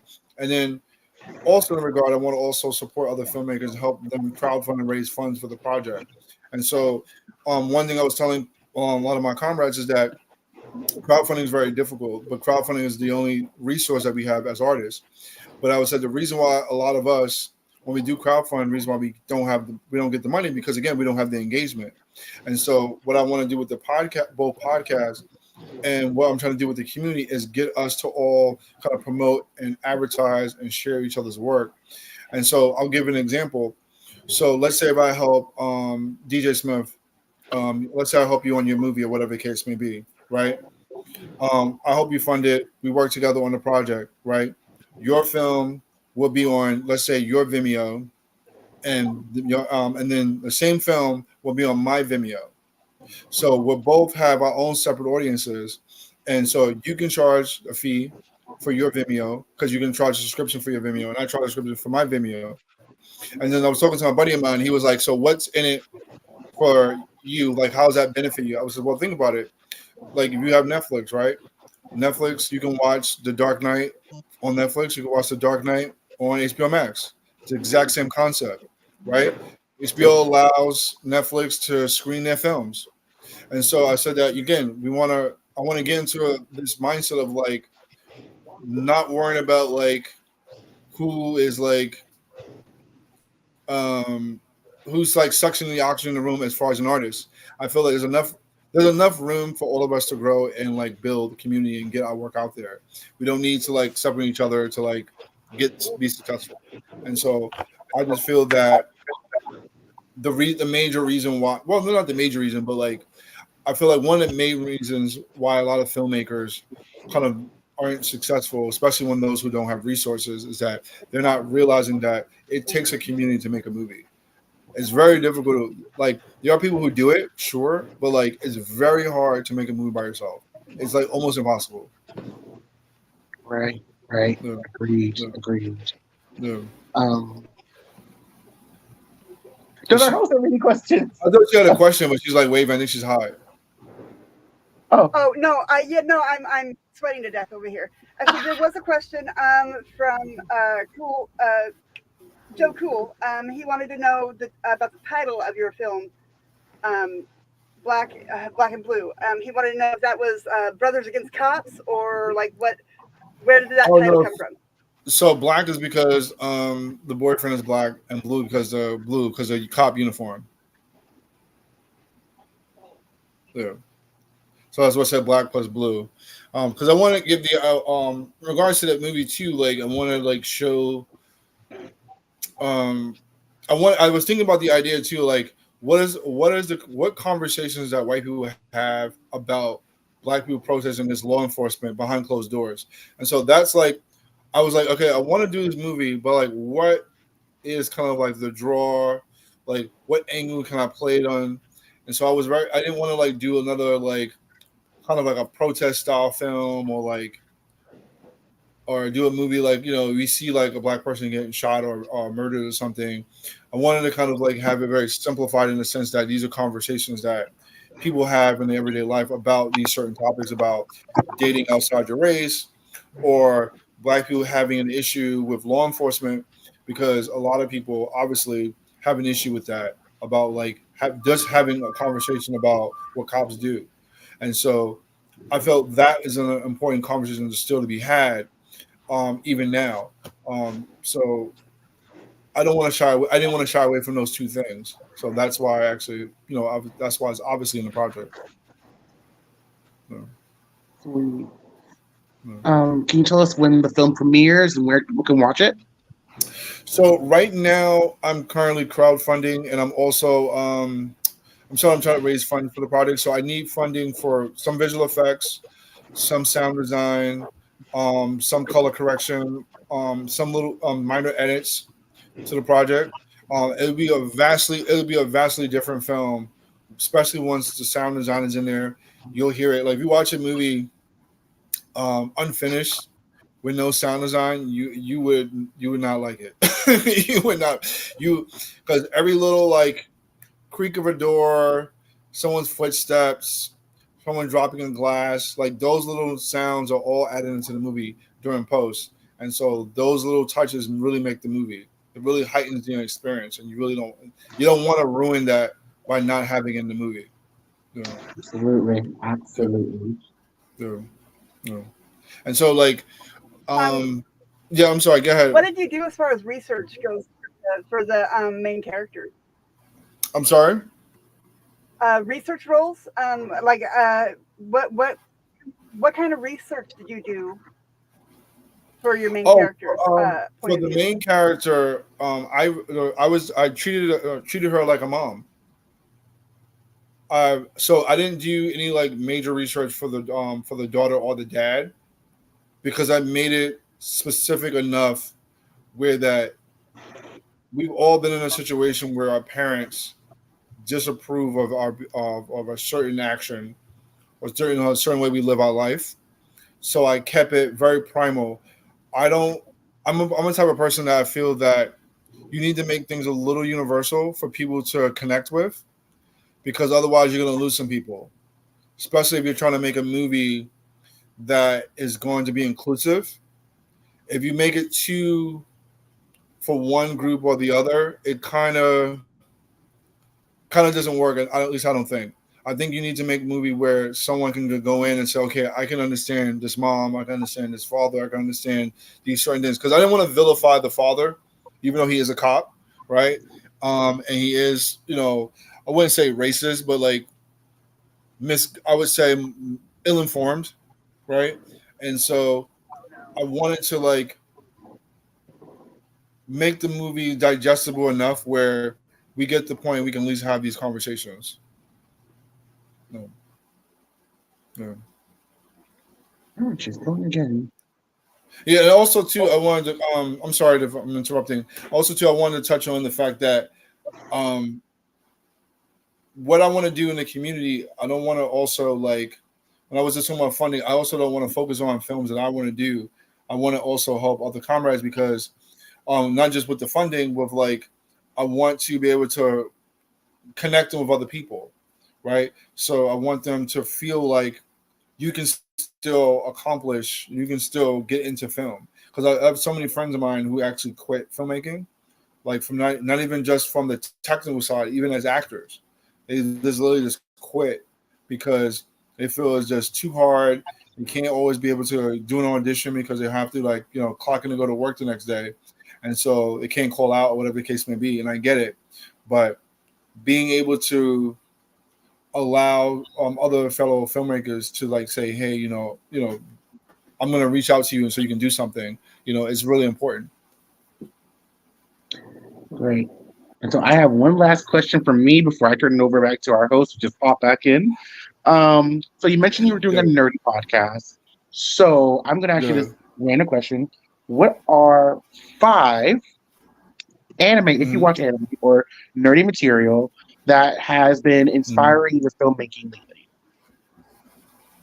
What 5 nerdy content that's been inspiring my filmmaking? It could be anime, video games, comic books, whatever.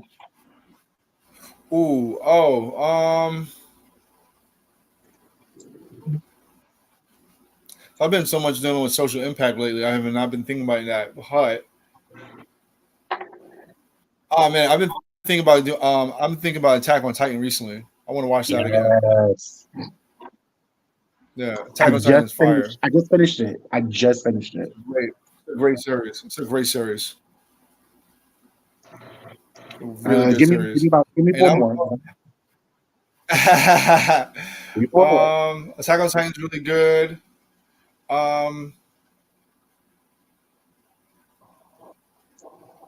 Mandalorian is also really good. Well, not set for season 3. I haven't seen Mandalorian yet. I haven't seen it. Mandalorian is good. I'm trying to see what else. I will say I haven't seen The Boys yet, but I want to. Ooh, it's so good. Oh, I love that. I haven't seen The Boys, but I want to. I've heard great things about The Boys. So good. And the spinoff is very good. It is so twisted. Yeah. I've heard there's a lot of references to what's going on. That's why a lot of people say Shrevey gonna love this. So it's something to watch. And the thing is, they try to be convoluted about it, but it's totally it aligns. It totally aligns. Right. And I'm trying to see what else. Because my 2 hosts, because with the nerdy the Nerdy Jargon podcast, I just produced that show. I'm not starring in that show. So I would probably try to think another good one too. Oh, X-Men 97 I want to watch. I'm been dying to see that, honestly. You gotta watch it. I won't say anything. Just what's another one too?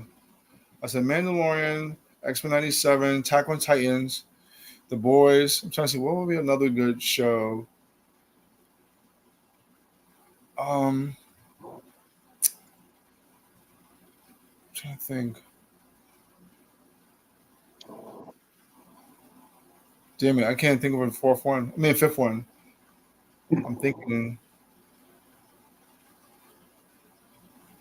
It's not nerdy, but it's a really good show. If you guys haven't seen it, Tokyo Vice is on HBO Max.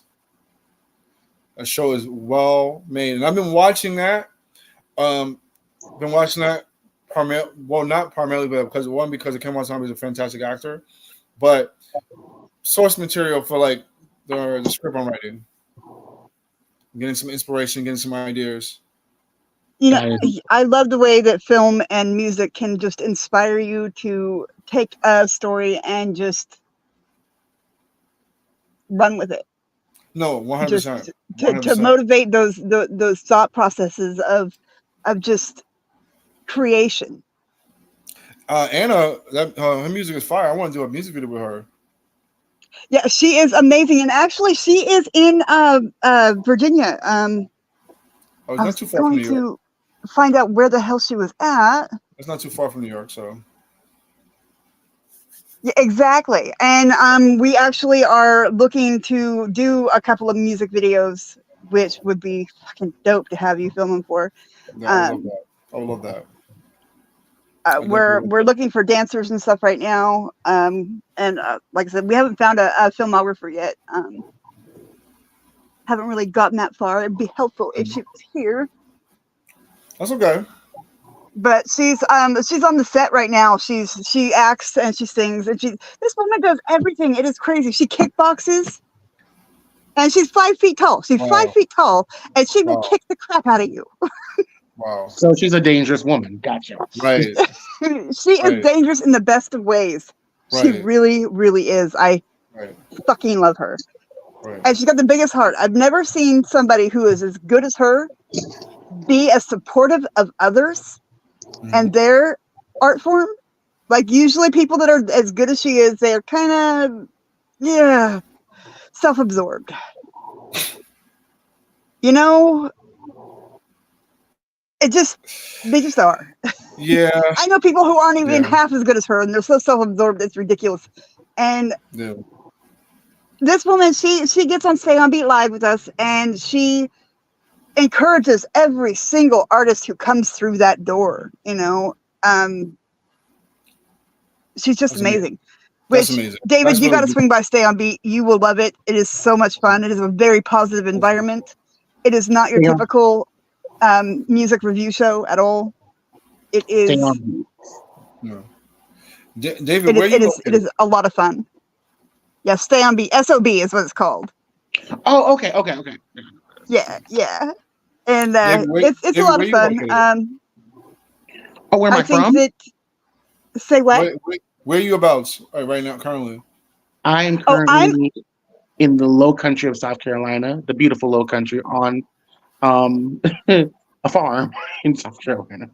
Like, all you guys are really close to each other. I'm over here on the West Coast in the rainforest all by myself. What the hell? In DC, I'm assuming you're in DC. No, actually, I'm on the West Coast. Actually, in North Cali right now. Actually, Okay, very What? nice. Oh, so you're only like 12 hours away. yeah, I'm not far from you at all. Okay. Very That's by nice. driving. I guess the train is only like 4 or 6 hours away or something like that. I've But I never would been to definitely- Virginia or California, so I've driven through Virginia. Mhm. I've never been. I've heard the drivers there are really bad. Like, they just hang out in the left lane doing 20 miles an hour. Oh, come to South Carolina, it's worse. It's worse. I hear that about Atlanta. Drivers in Atlanta are terrible. That's what I hear. It's just I just packed. Just got a back lot from of people. Atlanta. I Stop actually went moving there. to Atlanta. For the love of God. I just got back from It's Atlanta. because Actually, wasn't that bad. you know what it is. Because I even thought about moving there myself. The film community there in Atlanta is nothing but love, dude. It's crazy. Yeah. It's not like New York. Like, I'm here in New York. It's really hard to build community here. I mean, you have people here who are supportive, but in Yeah. Atlanta is very infectious. Like, I you have think, people there. Oh, you want to make a movie? Let's go do it. They're like ready to Yeah. go. They're just ready to shoot. They're just ready to. Well- They're not messing around. They just want to get work done. I meet a lot of people I've in the got film to community give a there lot of online, and it's crazy. And they're like no nonsense. They're ready to get work done. Well, I I'm think gonna tell I you gotta one give a thing. lot of If you credit really to- want to, oh, sorry, my bad. Oh, No, that's fine. Go ahead. I would say come to Savannah instead of going to Atlanta because you have Savannah College of Art and Design, and they have a whole film program, film studio, and there's a bunch of movies always being filmed in Savannah outside of Atlanta because it's cheaper, much more condensed. Right. You have the ocean there. Savannah is the spot to be, and that's actually where I do a lot of my music is in Savannah. Oh, very nice. I mean, Someone Southern actually just- hospitality, I think, is just crazy down there because. Don't believe it. Don't believe the hype. Don't believe the hype. I love that. We got slick mouths over here. I saw Oh my someone God. in the comments that ATL were like little Hollywood, and it's I would agree with that. And I Yeah, I would think agree with that too. a lot of credit has to be given to Tyler Perry and his moving in and really creating that type of atmosphere. And I think it's infectious, quite honestly. It is. It is. Without Tyler Perry, you really wouldn't have any of the Marvel television shows or films Agreed. Right. because they're constantly being filmed in Atlanta because of the tax. Yep. The tax, Yep, I think right. tax break or tax write-off or something. Right. Yep. Right. But Only one thing. Yeah, I'm sorry. Go ahead, DC. you mentioned some visuals. I would definitely be interested in talking to you about that as well, because there's some things that I actually want to film on the East Coast. Hell yeah. The song actually that you just heard, Pull Up the Show Out Tonight, was actually written with Cadillac actually in mind. We're actually pitching that song to Cadillac. So we're planning Very on nice. filming. We're planning on filming that one here on the East Coast, but there's actually another one that I have called Showtime, and it's actually going to be a period type video in the 50s, zoot suits and the long skirts and the big ball dance and that whole thing. And we're we actually want to pitch that to the Showtime channel. So that one is probably one I would want to actually film on the East Coast. Quite honestly. Okay. Do you have access to location? We haven't even gotten that far yet. Okay. I'm only saying that because gear and crew, I definitely got you. Okay, perfect. Location is always it's the challenge. Killer. It's really the challenge. It really comes down to that. It's like rent here is like it's absurd. It's absurd to like even like shoot like to get like half a day of work for shooting at a location is like you might as well not even shoot the project unless you're rich. Because everybody is like trying to like I get like the business owners trying to make their money, but like some of these prices are absolutely outrageous. Right. They're absolutely outrageous. It's crazy. Like you can be like they treat like a small production, like a film, like it's just student, like their Netflix. It's crazy. Like, are you doing a movie? How do I know if your movie doesn't go be X, Y, and Z? And so they treat you like your movie, like you're like Steven Spielberg or something, which is crazy. Ooh, shout out to North Carolina. Sorry, I just saw a comment. It said someone has film locations in North Carolina. Shout out to my next door neighbor up in North Carolina. What's up? See, this is why I gotta leave New York and go to North Carolina now. Yeah. Alien Phoenix is a friend of mine, and he is networking, like you said earlier, networking. Okay, he's one you want to network with. He really is. He's fabulous. All my people that I love are fabulous. Alini? So you're in New York. Have you ever tried going to Philly to film, like Pennsylvania, like Lancaster? You know what? It's funny you said that because I was on a film shoot today. I was helping a buddy of mine on. We went up to Yonkers to film a project, and one of the crew members drove 3 hours from Philly, and we was chopping it up, and he was showing me like his work and stuff like that, and we was just building, and I was just telling him all the things we're doing. He said, "Oh, dude, we got to work together," and he literally was telling me that I should go to Philly. I was talking about Atlanta. He said, "Dude, you don't have to go that far. Come to Philly." He said the film industry in Philly is growing too. So he said that you can also go there as well, and you can be close to New York.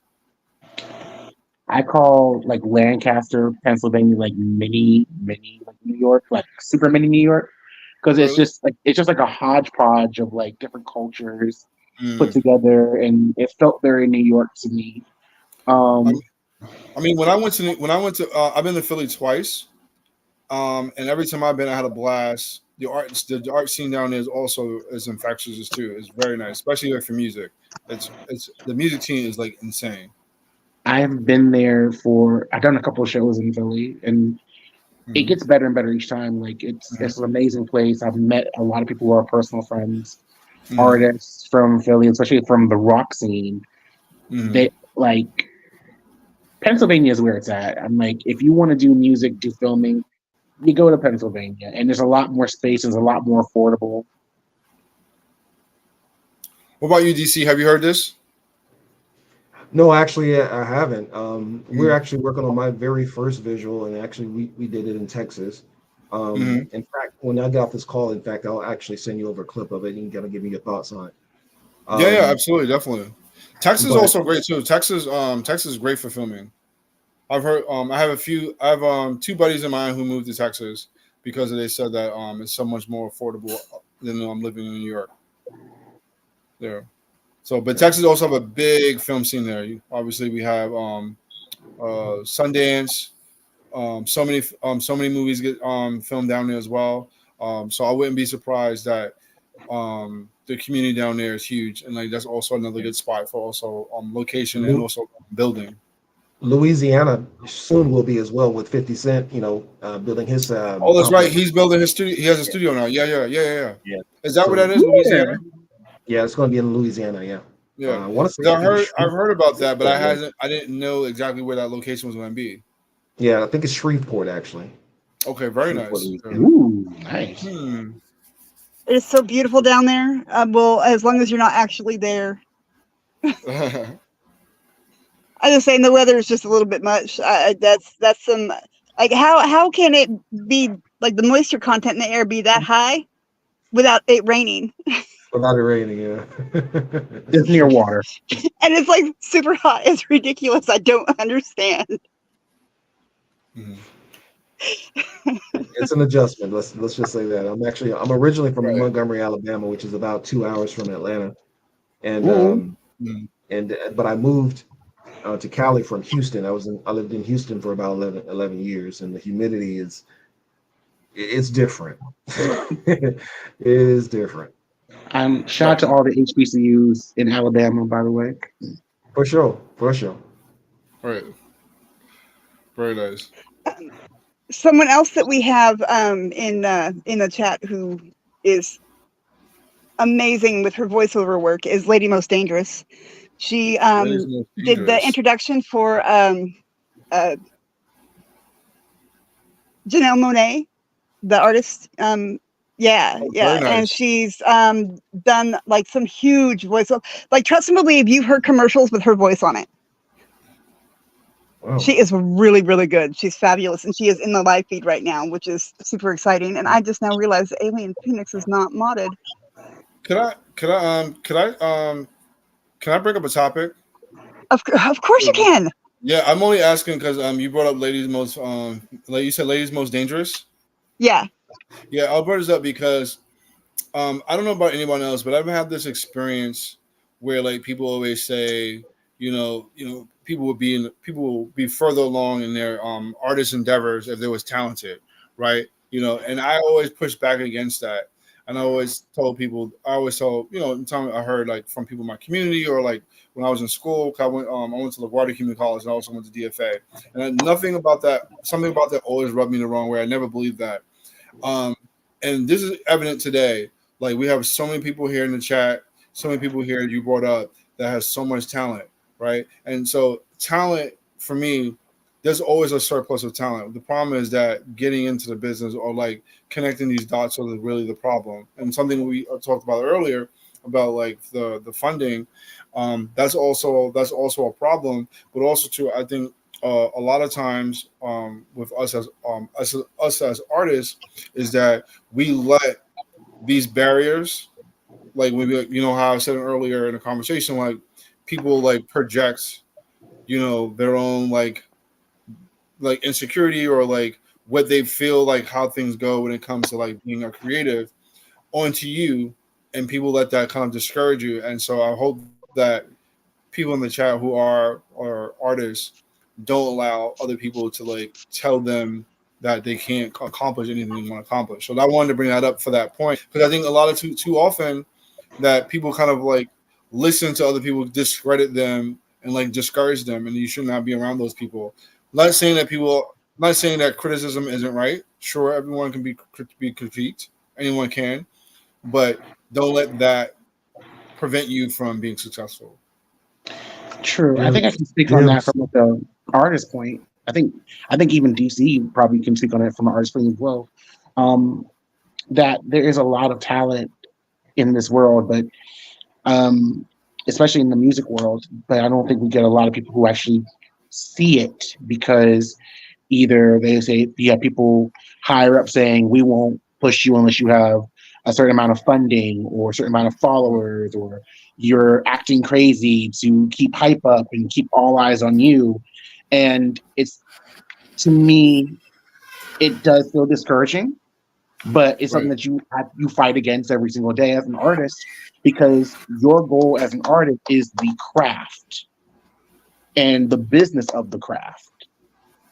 Like, I don't believe talent is 10%. I believe talent is 50% in knowledge of the business of the other 50. Yeah, I agree. I totally agree. That's also part of the problem. Like a lot of filmmakers, not even just filmmakers, just artists in general, like that's a separate skill set that you have to learn that no one teaches you. The business side of whatever your art endeavor is. You have to learn you have to know that business side of it as well. If you're just talent alone is not enough. I have like other filmmaker friends who are further along than I am, who are better than me, smarter than me. Seriously, I talk, their shit is they're really good. And they'll come to me, Shreve, I don't know why I'm not, where I want to be. And I was like, I'm really good. I was like, that's not enough. It really isn't. Nepotism in this business is real. A lot of people just have to realize that nepotism is real, and People bring on friends, family that they're close to. Sure. You're fighting against that as well. Like you have to just realize that. Let me add to that. On top It's of not, like having the right look. not just nepotism. Let me add on to that. It's nepotism. Right. It's racism. It's pretty privilege, because that's the thing that people don't talk about. It's fat phobia. 100%. It is, oh, you can't be super talented because you might scare off people, but you can't be no talented to where it's obvious that you have no skills. It's Right. It's all kind of mixed up, and it drives you kind of crazy. It drives you crazy as any kind of creator, because you want to share your art and your craft that you work so hard on with the world. But at the same time, there's so many hoops you got to jump through just to get the big enough platform to do it. And it's at this point, I'm happy we're in a space where independence is ruling, where I don't need to sit at somebody else's table. I can build my own table, build the chairs, prepare the food, plate the food how I want to be plated, light my own candelabra, and then you invite people to come sit at your table. The people that really see you for you. Right. And I feel like as artists, I feel like that's the space we're in now.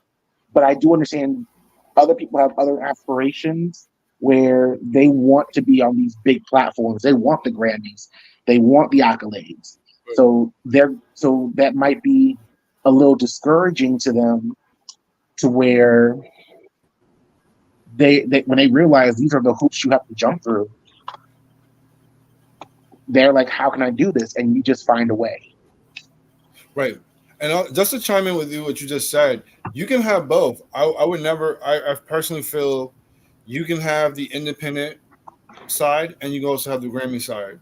And you can let one side fuel the other side. There's a filmmaker, I forgot his name. He's a YouTuber. He built community by making little shorts based on what he asked his community what films that would scare them, and he made horror-related shorts, and he built his platform. He made these short films and made these horror films, and he was able to get his followers to fund his feature film. It spent like $15,000. Got the film into some festival, not even a big festival, a regular festival, a smaller tier festival, and didn't win. But Shudder was there, saw the movie, loved it, and now this guy's in Hollywood. Went from YouTube to Hollywood. So it is possible, but again, he has a base. And so keep with your independent spirit, right? Know your audience, play to your strength, do your work, right? Do your music, do your style, whatever it is that is. You will find people will, once they see that you have a brand and once they see you have an audience, they're going to come to you for sure. They will do that. So that's about being there and being present. They will find you, because they will say, oh, David Givens, I like that guy now, right? Why? Because you see that he's marketable, and you see that he's on Spotify, he's all these other places, and his fans really love and support him. So now you want a piece of his money, but you didn't want a piece of him before. Now you want him. Okay. And that's the craziness, is you don't see it in the moment, but then when that person explodes with their own universe, right? Now you want to enter their universe. You had opportunity to enter the universe years ago. You didn't choose to, but now you want to siphon that from me. And it's all part of the beast. It's all part of the machine. Right. Yeah. But I feel like now, and this is my word to artists as a whole, whether you are a filmmaker, a painter, a dancer, if you want to be on Broadway, off Broadway, West End, create your universe the way you see fit. 100%. You don't got funding? Listen, there are many people who didn't have funding. Go find the funding. You can find it. Build the universe. 100%. Market the universe. Make shirts with your face on it. I don't know, do backflips if you have to, but make your universe you for you. Because I promise you, people will come, people will find you, people that gravitate to your work, people that is inspired by your work, they're going to find you. 100%. I don't know. People say don't believe that saying. If you build it, they will come. No, they will. They will.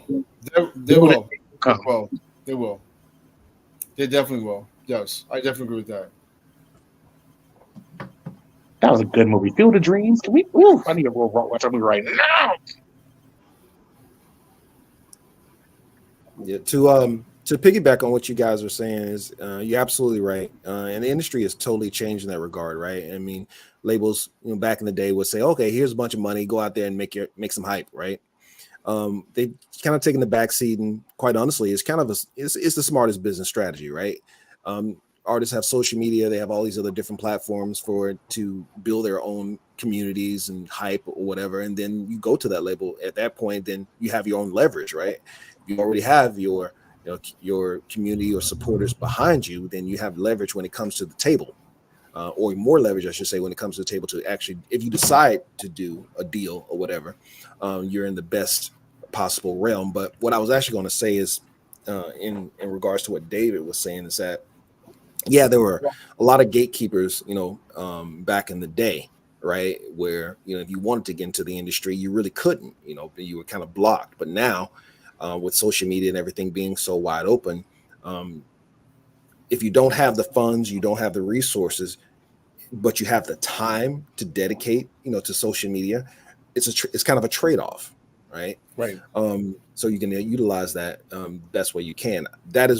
I will say that's my weakness. Social media and marketing is definitely something that I have to have help with. And I've come to realize that, this is my first time ever going live on anything. I've never done this before in my life. Welcome to the room. Yeah. So when Noli said, I was like, yeah, sure. Yeah, I'll do that. Because it's just, it's just not my personality. It's not me. But I realize that it has to become, I have to evolve. And I have to learn these things, and I have to get better at these things. And I'm willing to do that. But again, just to go back, I digress, to go back to what you were saying, David, is don't allow even people within your own circle to say that you can't, or you won't, or you will not. It's just, and I'm a product of that. I actually have people that I actually call family who are actually in the industry and have been successful in the industry. You would think that they would reach down and kind of pull you up. No, and nobody's going to do that. It's just not going to happen. They didn't do it for me. That didn't do it for my kid. So it's just not going to happen. And you'll find that, strangers will be more supportive than your very own family in many cases. So don't allow. Ain't that the truth? Yeah. So don't look for that support to come from close or next door or within the same house. Yeah. Don't look for that. That's a word. Don't look for that. It took me a long time to realize that is not going to be the support that, quite honestly, that you even need.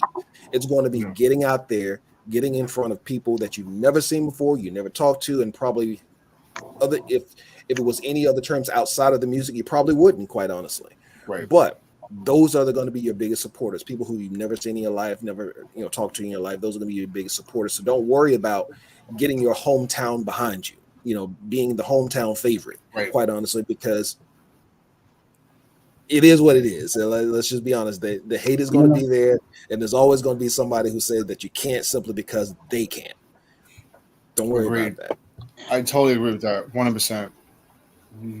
Yeah, mentorship is so important. Mentorship is so important, and I vastly believe that if more people had mentorship, they'll be more successful in life. And I'm so committed to what I'm doing, because what you were saying, that there are people who don't help. That's why I started Deftly Films. I started Deftly Films because I wanted to be there for other filmmakers. And so it's like we gotta like you want something different, you gotta do something different. Yeah. Like, you just can't keep doing the same result, and you can't do the same thing and expect the same result. So that's Definition of insanity, right? Yeah, exactly. Yeah, so someone gotta jump in and take that first leap of faith. Like, there's so many, like I said, there's, like you said, there is a need for mentorship, and none of the big leagues are going to do that. Nobody from the top is going to mentor. But if you have the knowledge to move forward, then do that. Mentor. Bring the next generation up. Doesn't mean you just give them a handout. You say, I'm gonna teach you how to fish. You go fish for yourself. Mm-hmm. Fish for yourself. That way you'll never starve. Right. I feel like for any new artist, and I don't know if there's any new artists going to be watching, but I'm gonna say this for the new artists: watch this podcast. Take what you're hearing from us in this segment right here. Write all these down, and I want you to really apply it to your artistry and your business and your craft and within yourself. Because someone out there is probably dealing with self-doubt. Someone out there is probably feeling, man, I can't do this. I don't feel like I'm capable. I don't feel like I'm pretty enough. I don't feel like I'm skinny enough, or I'm light-skinned enough, or I'm this or I'm that. You are more than enough. You can do this. If you have been given a gift from God, whoever you believe in, I don't personally care, then you were meant to do this. You were built for this. You were built to last the storms. You were built to deal with the ups and downs, the hundreds and millions of no's you will receive, the shut doors. You're built for this. You're built for this. So all I'm saying is keep going. Watch this over and over and keep going. That's right. Just keep going. And it's going to be okay. And you're going to make it. Okay, that's my spill. Heck yeah. I love it. And that is the best spill I've heard all week. I was able to get my computer working properly. So guess I have I got this clip here, black and blue. You mind if I share it? Absolutely.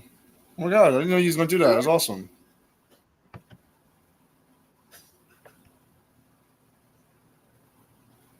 No audio. Done. All about activism lately, but there's better ways to serve the community. This is turning the community against cops. There's this whole media blitz going on. People literally look at us cops like we are the worst things in the world. I can't stand it. You're the one that stood by and did nothing while his killers get the light sentence? All I wanted was a simple apology. Oh, yeah, you hate them that much, huh? Blue lives matter too.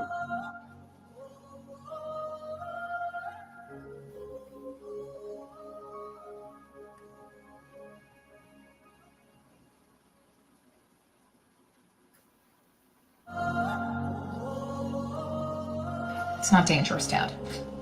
And I'm not going far. It's in the neighborhood, and I want to support the movement. I know you're all about activism lately, but there's better ways to serve the community. This is turning the community against cops. There's this whole media blitz going on. People literally look at us cops like we are the worst things in the world. I can't stand it. You're the one that stood by and did nothing while his killers get the light sentence? All I wanted was a simple apology. Oh, yeah, you hate them that much, huh?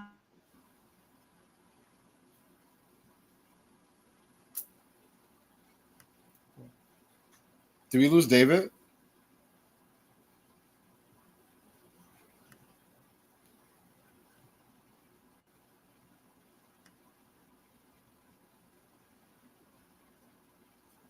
Did it freeze?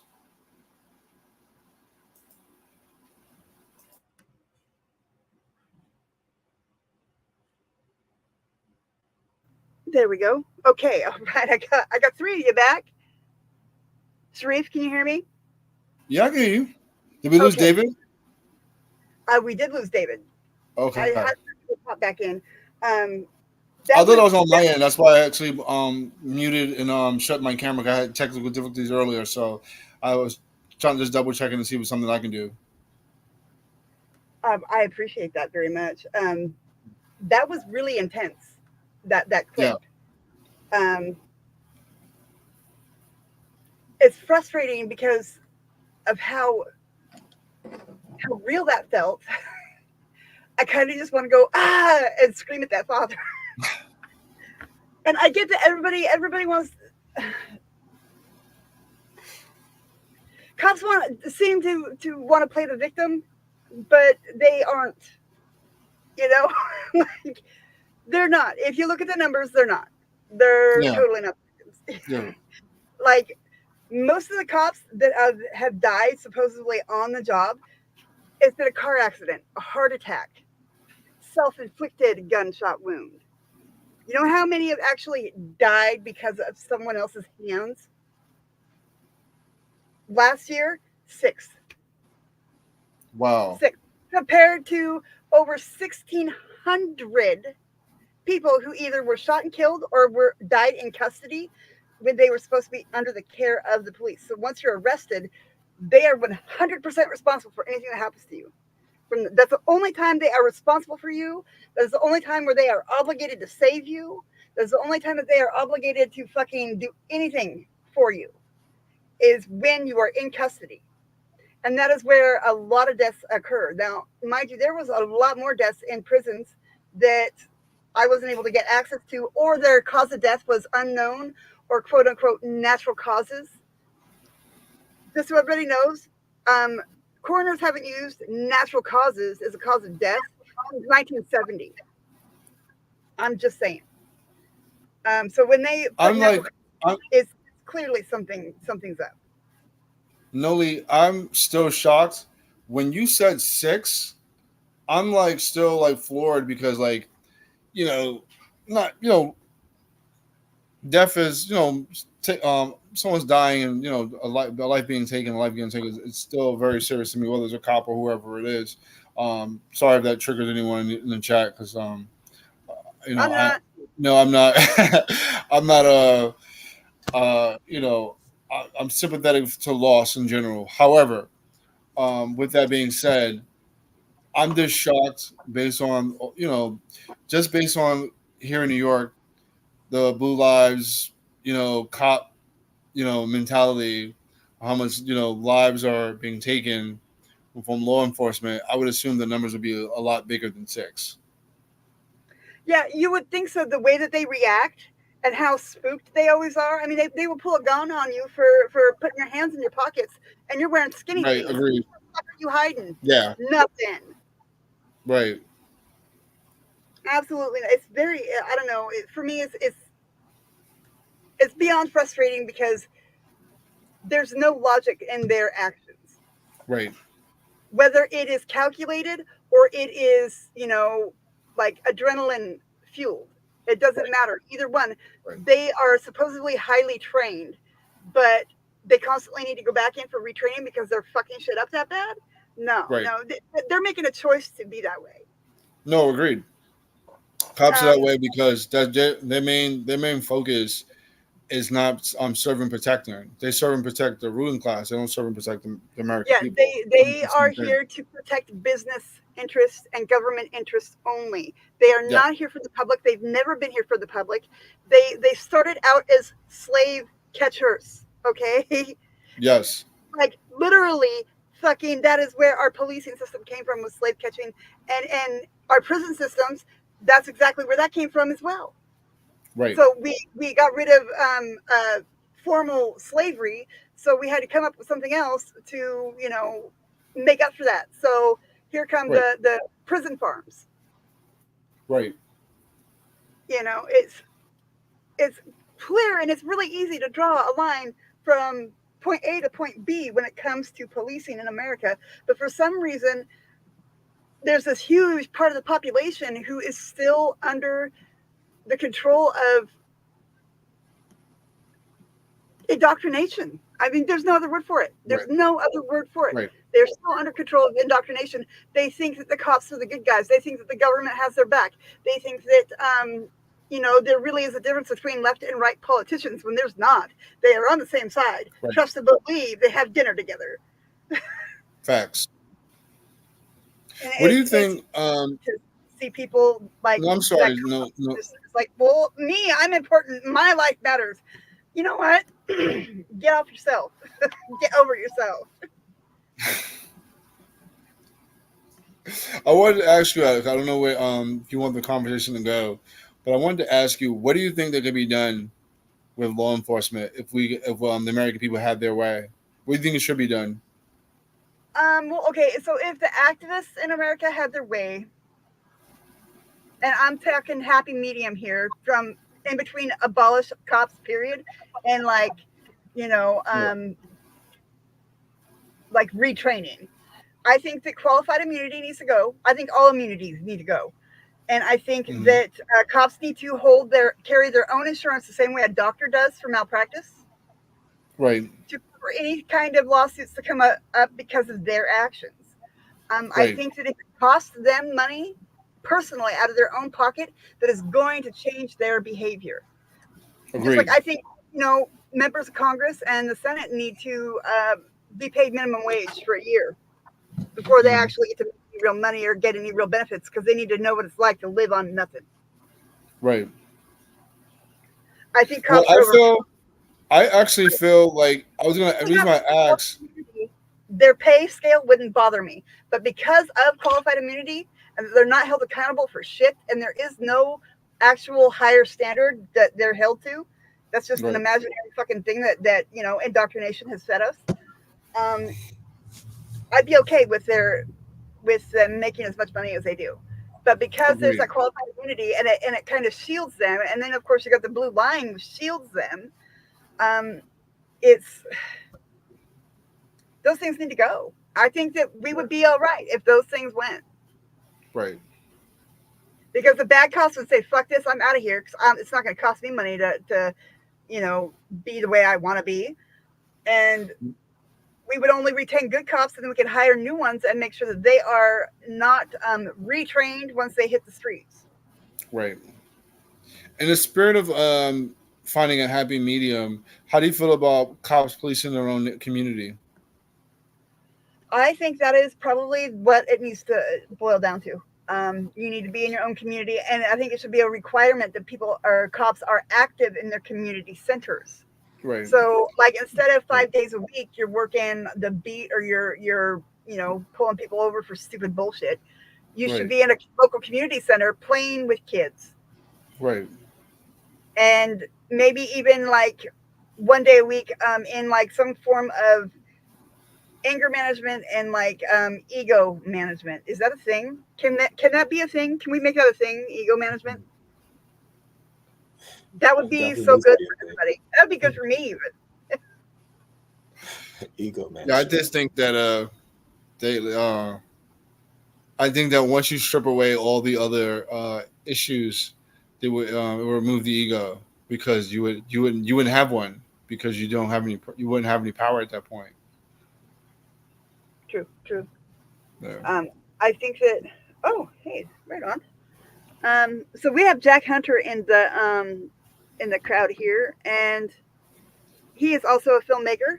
Somebody good for you to link up with. Oh, I see it. He comes highly recommended by another friend here in the feed. Oh, very nice. Yeah. This is a great place to network. I am telling you, all walks. I'm seeing that.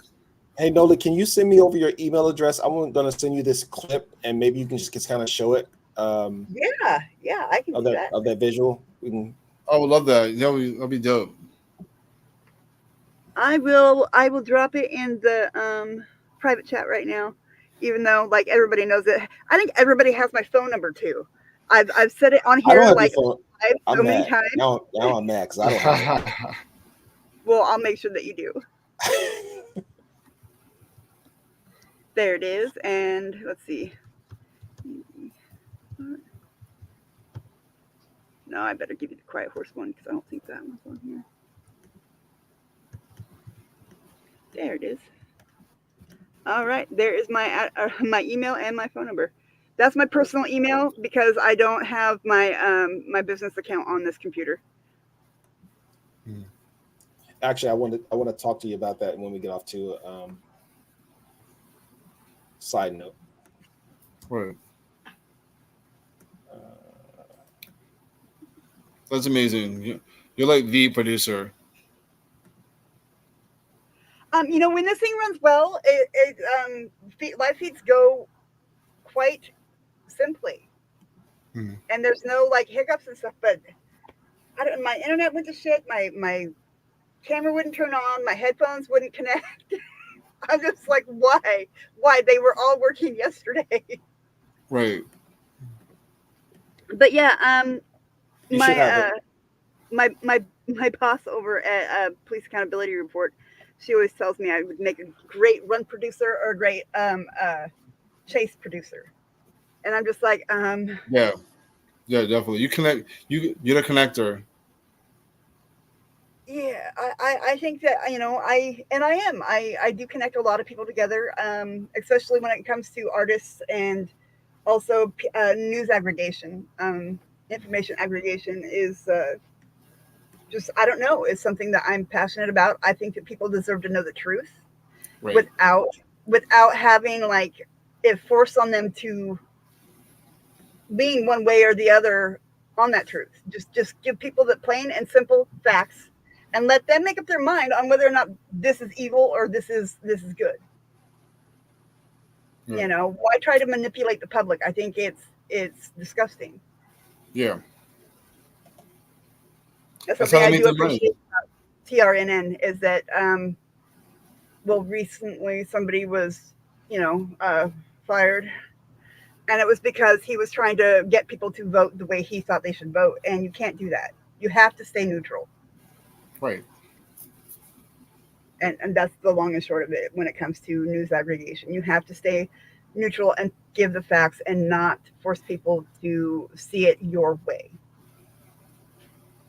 Which is hard to do because it's really hard to not have that argumentative piece of your spirit come out, to stand on what you believe in. Oh, right on. Here's Jack's IMDb. Oh, IMDb right there. Look that up. You should have that link. Oh, okay. I will pull it up right now. Here we go. Can you go any slower? I'm a full-grown child. I will. Did you see what was behind me earlier? Did you see I'm in a spaceship? That's hilarious. I am a full-grown child, and I'm happy to be so. Stay that way. Stay that way. Yeah, seriously. Alrighty, so we are going to share this video clip. Let's share screen. Here we go.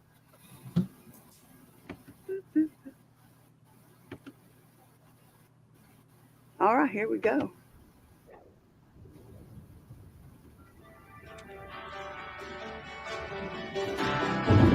Hey, I shouldn't be drinking. I shouldn't be smoking. Oh no, I shouldn't be going out here hoping you ain't laying somewhere with your legs wide open, but I can't. Oh, I'm already.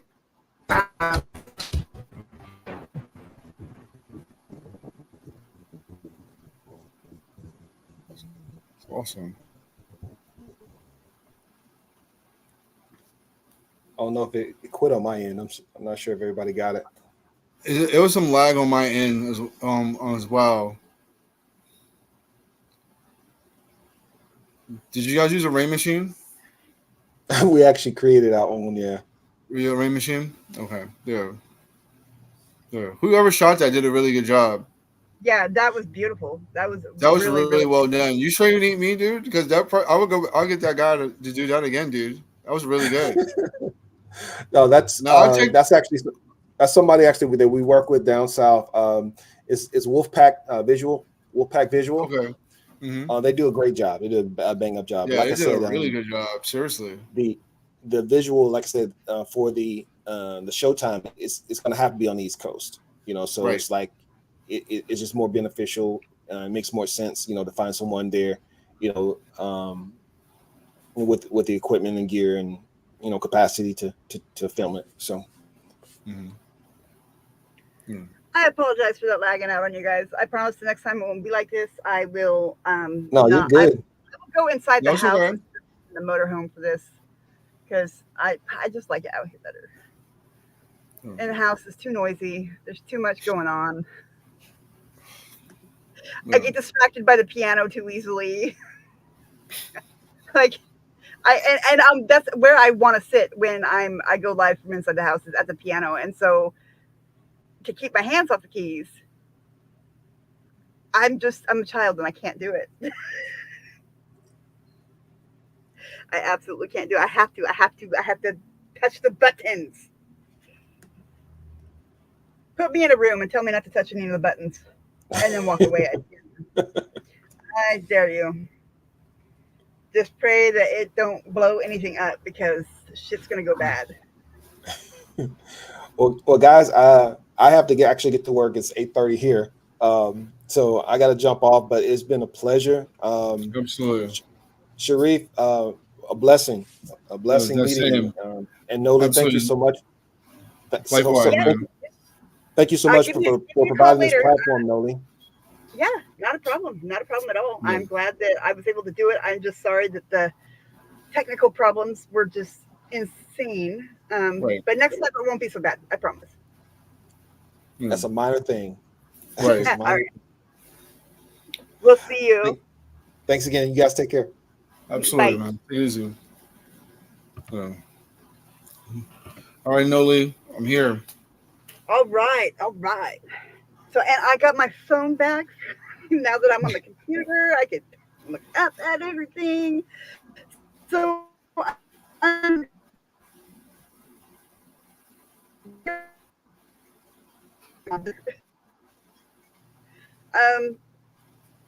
made you decide to start that? Like, what inspired you to do that? Black and Blue or becoming a filmmaker? Becoming a filmmaker. Oh, I wanted to be a filmmaker since I was 12 years old. Like most kids, I didn't know what I wanted to be actually. And it wasn't like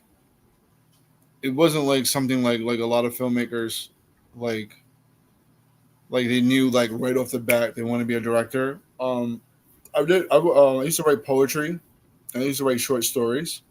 Yes, I tried to read some of them, and your page is still up, but none of the content is there anymore, and that is really mean.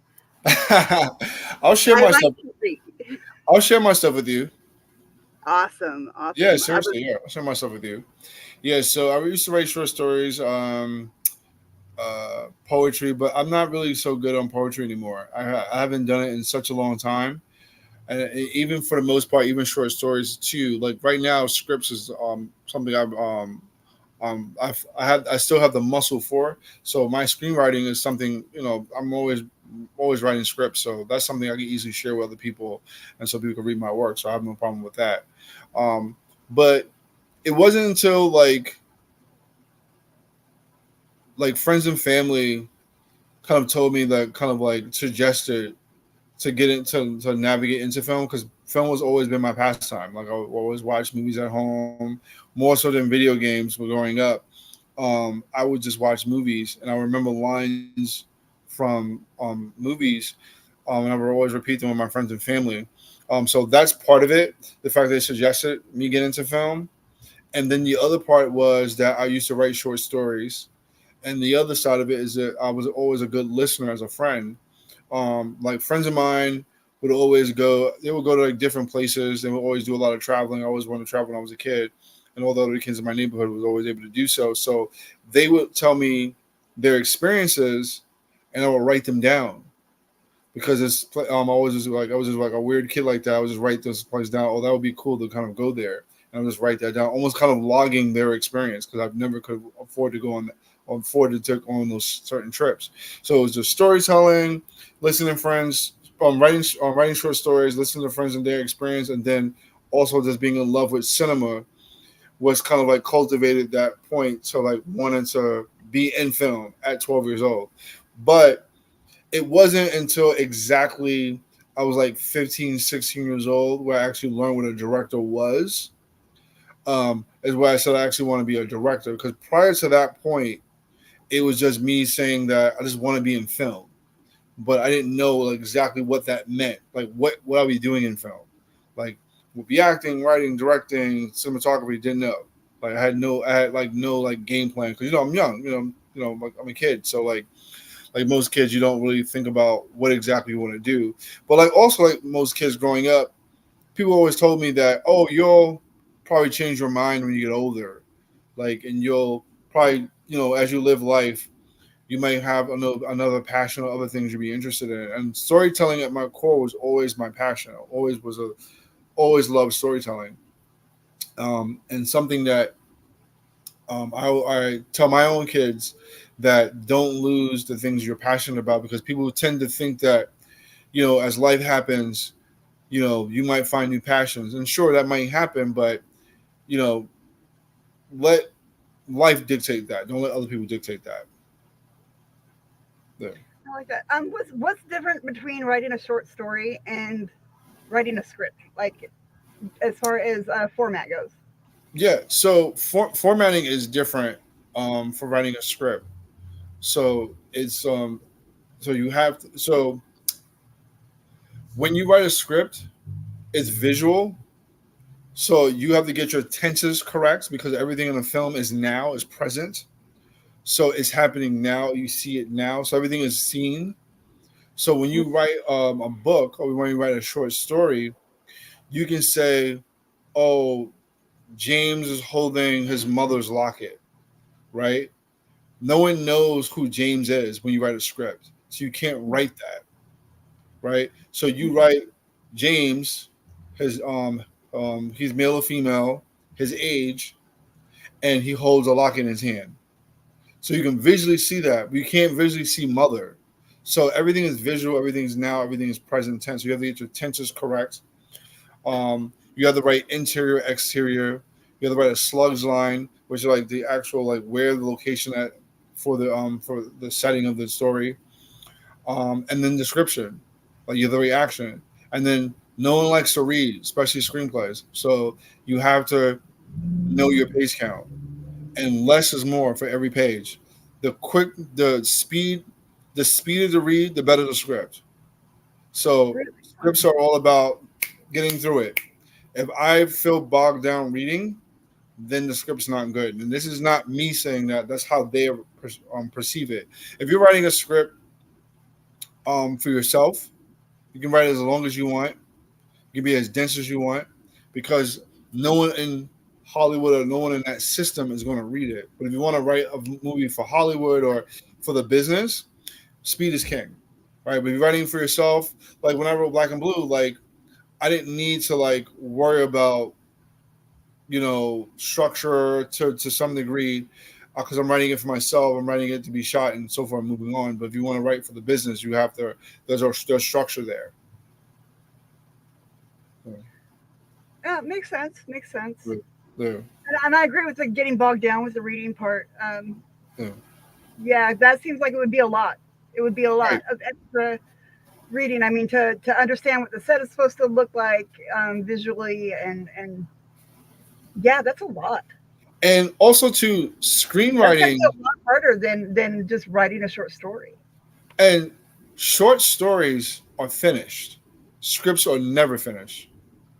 That's another thing too that writers have to understand when you write a script. So when you write a book, your book is done, right? When your book goes to a bookshelf, the author is not going to go back and change a line here or change this here, or even a short story. When you write a short story, it's done. It's over. Scripts aren't finished until the film is finished, because you can change a whole movie in the editing room. Film has 4 phases.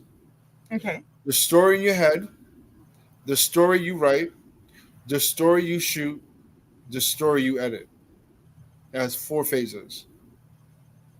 So at any moment, the story you have in your head when it goes on paper is different, and then the story you have on paper is different than how you shot it, and how you shot it is very different than how you edit, because you can change it throughout any of those moments. It's like it evolves, and that's why Robert Altman, he said that screenwriting should be called blueprinting, because you're really just constantly like editing and revising and making see what make it work. The actor may have a different take. The DP may have a different take. You may have something different on set. The producers have something. You know, this it's going to constantly change as you're making the story, and you have to be a little bit flexible when you're making a movie. You have to be able to kind of go with it and see if it works with your vision. I like that. So you as a director, Mhm. are you willing to listen to your actors when they see things a little bit differently? Yeah, I'm actually I'm one of those actors directors, and what I mean by actor directors, I'm one of the there's three types of directors. There's directors that kind of run away from their actors. They're directors who are very more dictatorial to the actors. So meaning that a lot of directors are scared of their actors. A lot of directors are very mean to their actors, and there are directors who are like they're very collaborative with their actors. And so I'm one of those directors. I'm very collaborative because I actually think that the easiest job on set is being a director. Every other job for me personally is harder than a director's job. And that's not to say that director's job is easy. I'm just saying out of all the other jobs, it's not the hardest. And I feel like acting is very difficult. It's very challenging for any person to jump into a role. And we as directors, we're putting so much into our actors. So there's a responsibility, there's a care, and there's a trust there that you have to have. The actor has to have with the director. But it's a collaborative thing for me. I think it really is, because once I write it, because I'm looking at it from a writer standpoint, and now I'm directing. I'm going from a director standpoint. I'm asking the actor, tell me how your character got here. I want to hear what you feel and what you believe how it got here. So, like, again, everything is present tense. So if you have a character that constantly always has in and out of a relationship with bad boyfriend after bad boyfriend after bad boyfriend, and if I was talking to a female actress, how does she get here? What caused her to get to this point? Right? Forget the scene for a second. Right? Let's say in the particular scene, she's angry. Right? Let's forget that for a second. How did she get here? Why is she here? Why is she so angry? Right? Like, I want to hear the actor's perspective, because the actor is going to draw that from somewhere. So my responsibility as a director to find out where this actor is taking this character now. Because you got to remember, the actor is going on a ride with this character. They're putting on this role. And so where they're going is very important. And so for me, I don't like to give direction in the classical sense. I like to give direction from the perspective that I'm going to take the actor's suggestion and hear what he or she is thinking about how they're building the character. And then I'm going to remind the actor on set when we're shooting the story that they gave me about how that character got here, to keep them in the moment, because you got to keep them present, because everything is now with filmmaking. So the tools that I'm using is the tools that they told me. You told me that this character got here because of this. So I'm reminding you that on set. Remember when this happened last year? This is why you're upset today. This person said this. This person did this to you. Your mother died, or this happened, or that happened. So I'm telling the actor these things on set. Oh, remember last year when your mother died? So it's not method acting per se, but it is getting them to use their experience, but also use that use storytelling techniques, so to speak, to get them to that point of being angry and why they're angry. Because you never want to tell an actor be angry. Why they're angry, right? Yeah, because there's different kinds of anger. Right. There's different types of anger and there's different levels. So it's best to guide the actor to that point and talk to them about why they're angry and why they got to that position, because emotions are different for everybody. People express it very differently. And so you have to keen in on why that's important for that character. And so, and talking to the actor and getting them to understand that. And so that's why homework is very important. Interesting. Yeah. I know I could never act because I feel what I'm feeling, and unless you can trigger me to feel whatever it is, that like it will never ever come out in my body language or in my facial expression or in like any part of me like in a natural way. It just wouldn't. And I to go through all these different emotions like really quickly like that, I would be a basket. I would be checking into like Western State immediately. I'm no with you because I'm with you. I studied acting for 4 years in high school. So I was a theater major. And the only reason why I studied acting is because I want to be closer to film. So there was no film school for high school students in New York at the time. Now there is. There's tons of there's tons of programs like now in New York for filmmakers, for young filmmakers. So it was different time. So I enjoyed it, but it's not something that I would love to do. As I would never want to be an actor. And so, but I did love, and I think that's also too why I'm able to, I guess, talk to actors and work with actors, because a lot of directors are very intimidated by actors. Like so that's a like kind of an open secret. A lot of directors don't know how to, and it's weird. It's like your main job is to talk to actors, but they're afraid to talk to actors. That's weird. Yeah, that is really weird. It's very I wonder what causes that. Like, what dynamic causes that? Like, I think it comes down to the fact that film school don't teach acting. So that's what and film school is more focused. Ethan Hawke, I saw an interview on social media when Ethan Hawke said that film school should teach filmmakers acting, and I agree with him, honestly, because he said that not only is it about learning the role of an actor, right, but you also learn how to talk to actors, and you know how to. Because you have that experience. And he also made an example. He said, look at so many directors who started as an actor: Orson Welles, Clint Eastwood, Mel Gibson, Spike Lee. He mentioned like there's a lot of directors that has a background in acting. They don't have a background in cinematography.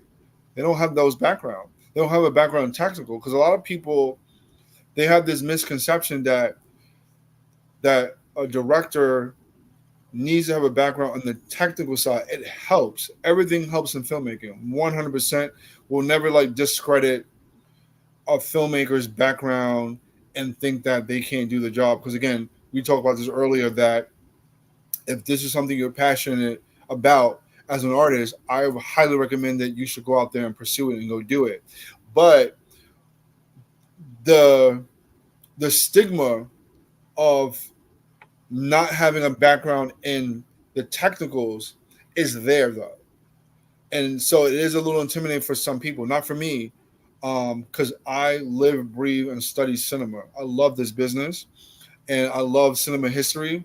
I love writing, and I love directing. And so, and I tell people all the time, directing and DPing is not the same job. There's so many DPs that go into, that's director of photography for those who don't know what that is, that try to direct movies and they can't. It's not their wheelhouse. I'm sorry. I'm a child. I apologize. I'm a child. I apologize. No, don't apologize. It's all right. You're a mess. Oh God. See, yeah. I'm laughing, but I have no idea why you're laughing. That's all it takes. Like, you knew exactly where my mind went as I went, oh God, what did you say?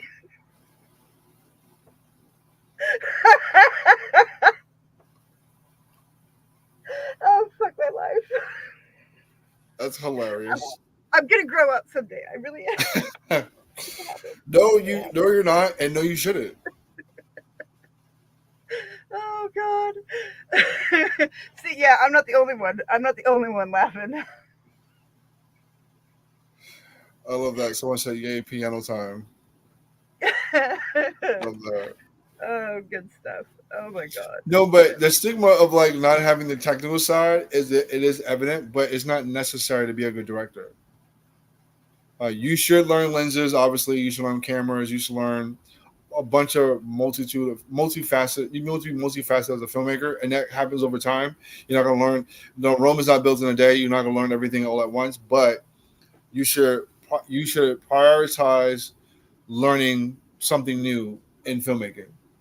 Yeah, especially on the technical end of it. Yeah, because to understand what the people you're working with are going through, right. and all the they have to do. I mean, I'm sure you do your own editing and stuff too, right? Yeah. So for me, not as much anymore, but for me, I love editing, which again, a lot of directors they don't like to edit. They don't like editing, which I don't understand. But I love editing my own work. I love writing my own scripts, and I love directing my work. So I don't have a problem with that. I really enjoy that. DPing is something very different. I gotta stop saying now. I gotta stop saying DP now.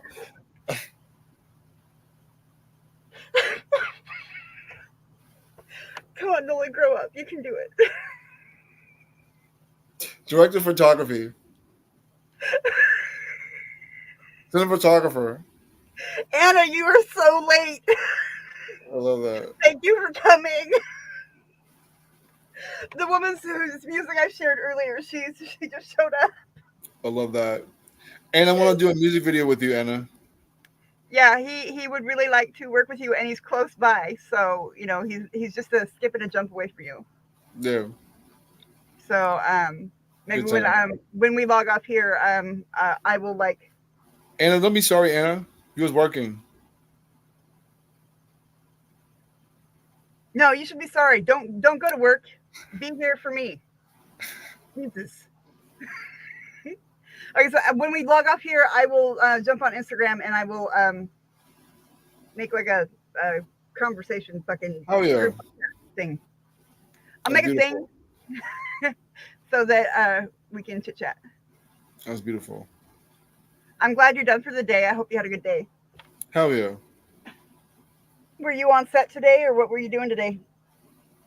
I'm just talking to her like it's like we're just hanging out visiting. I'm sorry.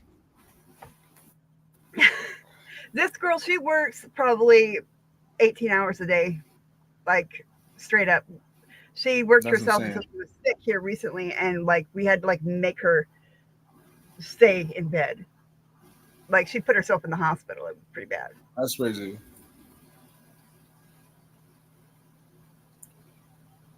Yeah. See, yeah. I knew you weren't done yet. I knew you weren't done yet. She's home now, so but she's got some vocals to lay down. Right. And she was on set earlier for about 5 hours, and then drove 2 hours to get home. Yeah, that's crazy. That's a lot of work. That's the artist life.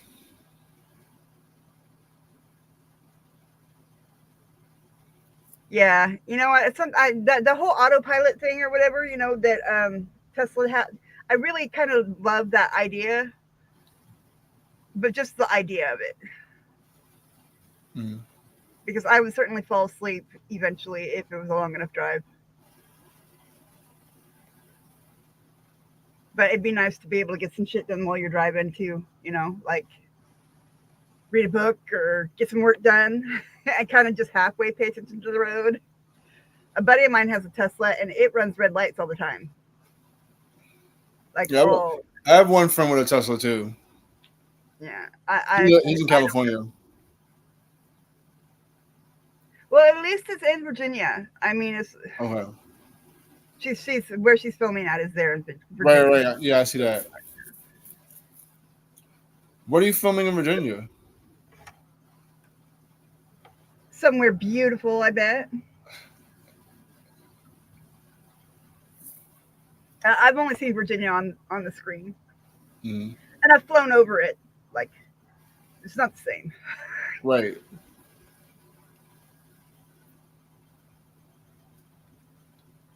I don't think I ever went to Virginia just to visit. Yeah, it's kind of a drive-through state. Yeah, I can see that. It's literally a drive-through state. Right. Like, yeah. And I you was live trying in to get. and I think she lives in North Carolina. Oh, okay, yeah. No. So close. That's another drive-through state, I think. I don't like your airport. Your airport is bullshit. Complete bullshit. Mount Airy, yeah. Yep. I have a friend who has family who lives there. And I think, I don't know, the towns are just creepy. Right. I think on the East Coast, to me, reminds me of like Salem's Lot. And I'm just like, okay, we're going to start dying here any minute now. I was in, what is it? I was in South Carolina at Fort Mills, South Carolina. And that is the weirdest fucking town. What the hell is wrong with these people? Anna says she's shutting up now. She's taking a little chat. No, it's okay, Anna. And yeah, honey, the show's over basically. I mean, we just been chopping it up fucking now. I mean, yeah, you're good. You're golden. No worries. I know she said you're late. Yeah, you're very, very late. Very, very late. Shame on you. Yeah, I don't know. That's hilarious. Your airport sucks. That's all I can really say about your state, to be honest with you. And the service calls that I got out of your state, like, I makes me question the education system in North Carolina. It really does. I think we should shouldn't trust our education system in America. Period. Facts. Oh my God. Yeah. Let's teach our kids lies, and then make math far more complicated than it needs to be. Mm-hmm. Have you ever seen like the way the Japanese do math? What you said? The way Japanese do math, like they draw these lines on paper, and like that is the most easiest system of mathematics I've ever seen in my life. Right. Why are we not using this system? Why do we change it every few years and convolute it in a way that just doesn't make any sense? Because we prioritize other things because we can make more money not being educated. That's why. And education, if you control the word indoctrination. If you control health and you control education, you control the masses. Exactly. Yeah. You're not wrong. Keep you deaf, dumb, and blind, and you will reign supreme. I like that. Bread and circuses.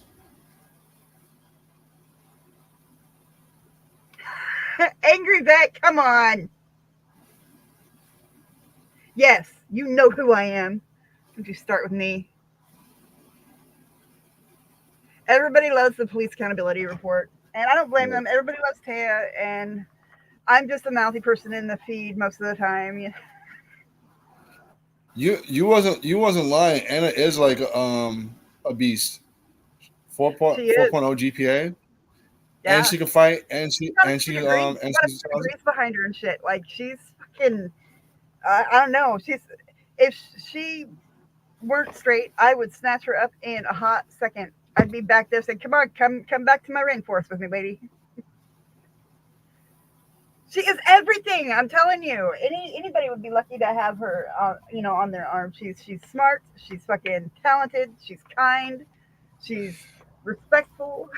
She works really fucking hard. That's hilarious.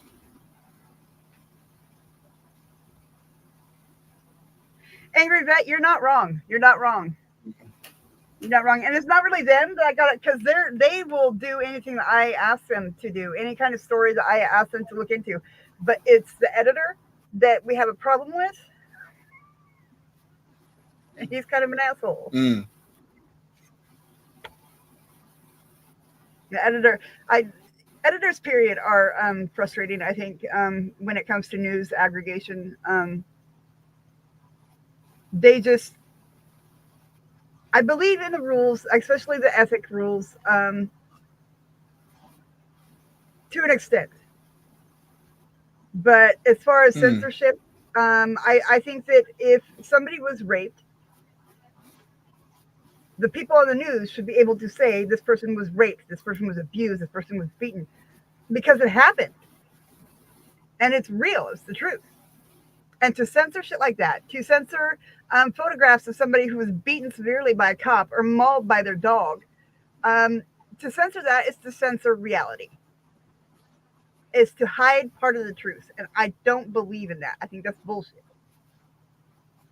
I think that we've had several stories like last minute get pulled and like we don't get to go to air because the reel that we're going to share, the photos that we're going to share of evidence is gruesome, to say the least. I think the last really gruesome thing that we shared was probably the death of Shelby Tilson. And that was really, really fucking hard to watch. Really hard to watch because the man literally he died of dehydration inside of a prison or a jail cell that he shouldn't have been in to begin with. He's the one who called the cops because he was having a mental fucking health issue and he didn't have his medication and he was starting to freak out. And they beat him and they threw him in a cell and they didn't give him any food or water for 9 fucking days. He died begging for help. Jesus. That's crazy. But I don't think that shit should be censored. And Anna, I need to mod you. Right.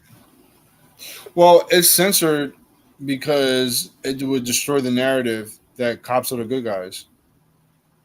Right. Yeah. Yeah. And people really need to stop seeing it that way because they're not. They're Right. and I mean I can't even say they're human or they're just like us because they're not. They're not. Do you want to have full control over someone else's fucking life and their body and their fucking everything? I mean, anybody who wants that should not have it. Right. It's scary. It's just fucking scary. Yeah. Angry Vet, has it been like a long time since you've been here? Yeah. Or is this a new account? Because I know I've got you modded and now I'm not sure if you're you. Hey Noli, do you want to give the chat my Instagram? I sure do. Hold on just one moment. There we go. I got to protect the people in the chat so that they can speak freely and not be censored. No, yeah, that's fine. Okay, I am ready. Well.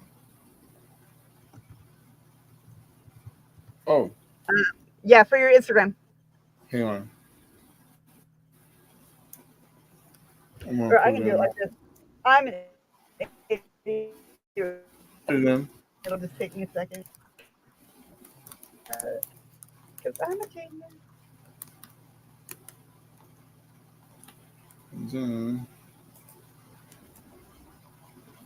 I already got it.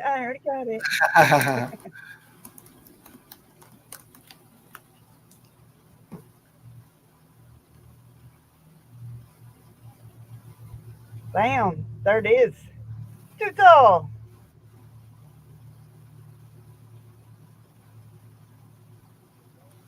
Oh, awesome, Too Tall. I will check that out. I'm glad to hear that.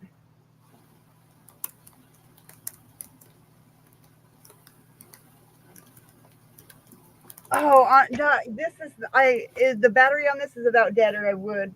Actually, I think it is dead. Let me see. And I don't have the cord for it over here. Yeah, it's totally dead. It was making weird noises the other day. But hey, there's a grand piano inside the house. Next time I go live, I will do it from in there and I will pound something out for you. You know, what is it? Morse code. So I don't play that much anymore, guys. But yeah, I got Tones is supposed to come on and talk about the Hollywood stuff that's been happening because, well, as most people know, he experienced it firsthand. And I feel bad now because I didn't believe him about Diddy. I was just like, no, that's not true. That's not true. And then like, a year later, here comes, all this shit about Diddy. And I'm just like, wait a minute, what? So I owe him an apology anyway. So I got to have him on to apologize to him. Because I did not believe the word. And unfortunately, that happens almost all the time. Yeah, more often than not. From what he said, more cases. Like literally, when he walked into a More club, often than not, and you're gonna see more of these accusations coming out, not just about Diddy, but new people. It's gonna start coming out because this is not a new problem. It's just not a new problem. This is an systemic problem in the business because and just too many people don't say anything because they're too worried about losing their job. Yeah, because it's not just about who you know; it's about who you blow. Yeah, seriously. I mean, did you see Quiet on a Set? Go see that documentary. It's about the Nickelodeon kids. That will break your heart.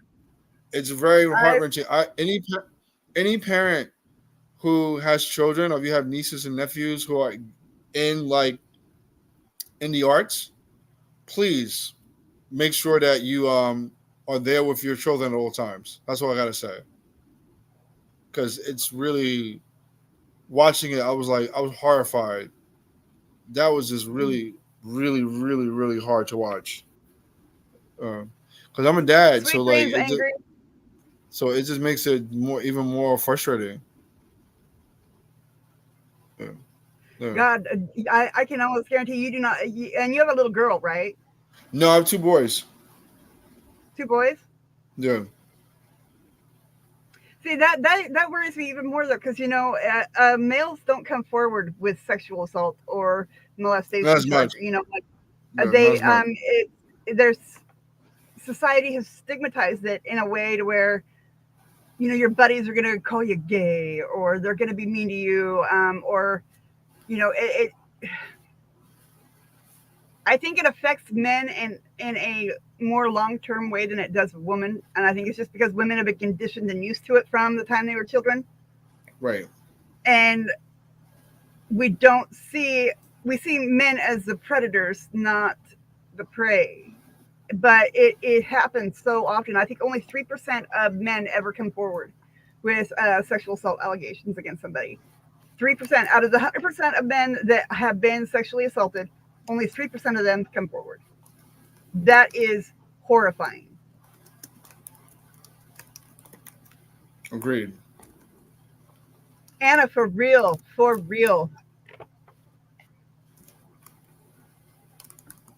I know that whole Corey Haim and Corey Feldman fucking thing, like that, like Feldman's fucked up in the head, man. He's not okay from it. Like they fucked him up. The industry fucked him over, literally. Yeah. And look at goddamn what's her name? Dancing with a Knife chick. Not to lean more towards conspiratorial content, No, even though lean. We like conspiracy here. But what's that guy? Cappy guy? What's his name?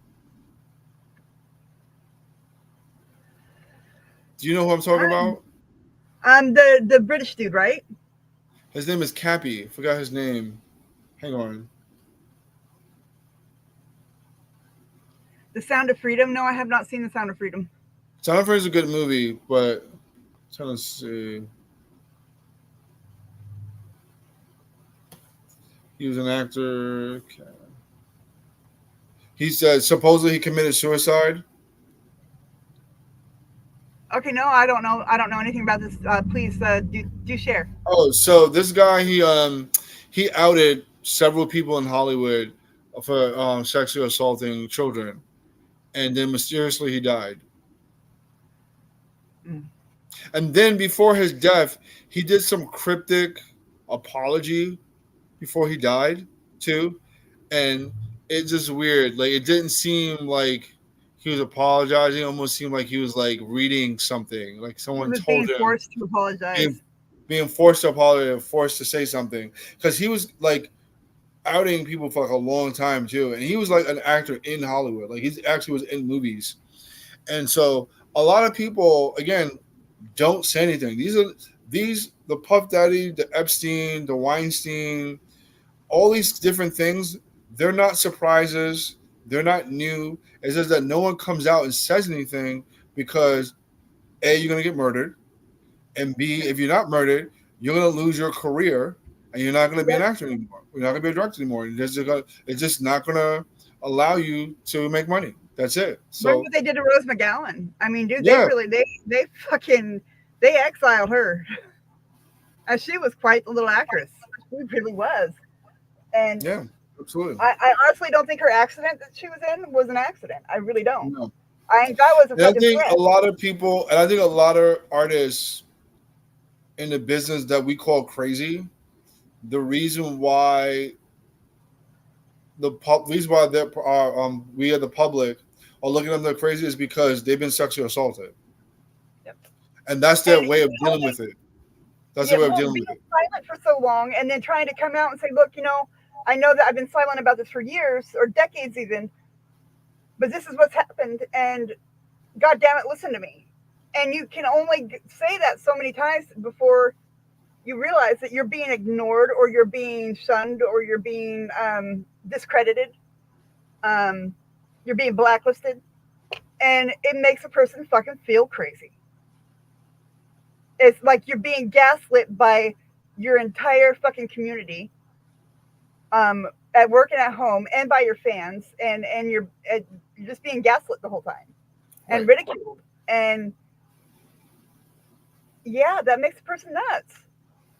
I've been through that on a small scale way, and it, dude, trust and believe it. When I finally flipped the fuck out about it, I looked fucking crazy. I know I look crazy because I flipped the fuck out. Yo. I did. I fucking lost it. And I said we have to be the voices of our children. We absolutely have to do. And also too, like, I'm gonna just say it. I'm just gonna say it. The fact that a lot of people on the left have an issue with Sound of Freedom, it's really stupid. It's really stupid. Like, a lot of people have an issue with the Sound of Freedom because, the relationship with QAnon and stuff like that, because the guy who, the author, the guy who's like the lead act, the guy who's based from, he's a QB, he's in the QAnon cult, whatever. So a lot of people are trying to discredit the movie, and they're not taking it as seriously. Human trafficking is a huge problem globally. So, and the government is in on it. Fucking period. No, 100% the government's in on it. No shit. But the fact that a lot of people on the left were trying to discredit the movie because this one person that the movie is based about is a conspiracy theorist, that doesn't mean that human trafficking isn't real, or the numbers that he's claiming of human trafficking. Let's say he's even off by whatever. That's irrelevant. It still exists though. Like, what? I don't see like the argument here. Like, it shouldn't happen. One child is too many, just one, right? And I just feel like the argument, like, to discredit the movie, say the movie you don't like the movie was well done on its merit. Like you say, like, I watched the movie, I don't think the acting was good, I don't think the writing's good, whatever. That's fine for me. But just to discredit a movie because you don't like the person because you think he's a conspiracy theorist is like stupid. It's just so dumb to me. Look at the definition of conspiracy. Right. A secret plan by a group to do something unlawful or harmful. Then look up the word theory. Right. I'm just saying there's nothing wrong with, Yeah, theory. It's a supposition of a system of ideas intended to explain something, especially one based on general principles, independent of the thing to be examined. So, it's somebody from the outside looking in Right. and And what doing their study on that subject, and then giving their theory on it. what You Anna know, said in the chat, what Anna said in the chat is 100% right. She said they have an issue because they are guilty if they exact thing in the movie. 100%. 100%. I agree with that. Of course. 100%. 100%. I think the people who get pissed off the most about stuff like that it's because they're guilty of it. Yeah, why would you be mad about that? It's Why would that trigger you to have this like response about that, right? Unless you're guilty about that, unless you have some involvement with that, that just doesn't make any sense to me whatsoever. It's just crazy. like calling somebody out for lying. If they're telling you the truth, 9 times out of 10, they're not going to get angry. But if they get fucking Right. angry right off the bat and start fucking just, dude, Right. I'm sorry. Right. Now I can't believe you. I can't because, trust is a really important thing. And I don't know, when Right. people think that I'm being dishonest, it hurts my feelings, but it doesn't make me angry. Right. And I'm going to do all I can to prove that I'm telling the truth. But I'm Right. not going to gaslight you over that truth. I'll show you proof Right. because I Yeah. save everything. Right. Yeah. Yeah. It's wild to me. Like, and I think I don't know. I think it has a lot to do with like leftists and people on the right. Their whole like fake my team bad, your team good sort of Fake thing. outrage. Yeah, fake outrages are so fucking stupid. But there's a real problem with trafficking, and I just think that any movie that shines a light on it, or anyone who's trying to be in community about that, that needs to be taken seriously. I don't see why that should be taken lightly. I think that's a real problem, especially with like no one has a problem with the movie I just messaged you, Quiet on a Set.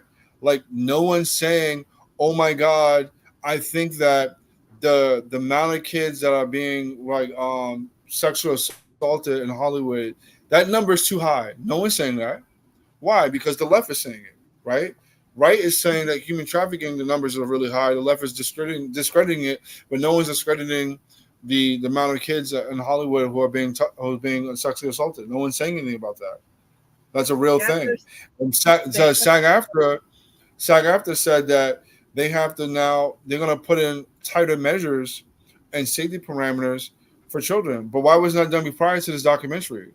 This is 2020. This is 2020. This is 2024. Like, how long SAG actors been in unions? Why wasn't we protecting children a long time ago? Like, why was that not something already in place? Like, why do we have to wait for a documentary to come out to do that? Like, why was that not there already? Like, what is that? Look at child labor laws, and now that they're like fucking with them again. But I mean, there was children as young as 3 and 4 working in mills and shit in the early 1900s. My grandfather was one of those kids. My grandmother was one of those kids during the 1920s, working in fucking mills. 1930s, working in mills when they were just children. Right. Doing shit that's dangerous, like climbing up into shit where, they could fucking burn to death. Right. And, we set these protections out for these kids finally, and now we're rolling those protections back. Right. It's crazy. It is absolutely crazy.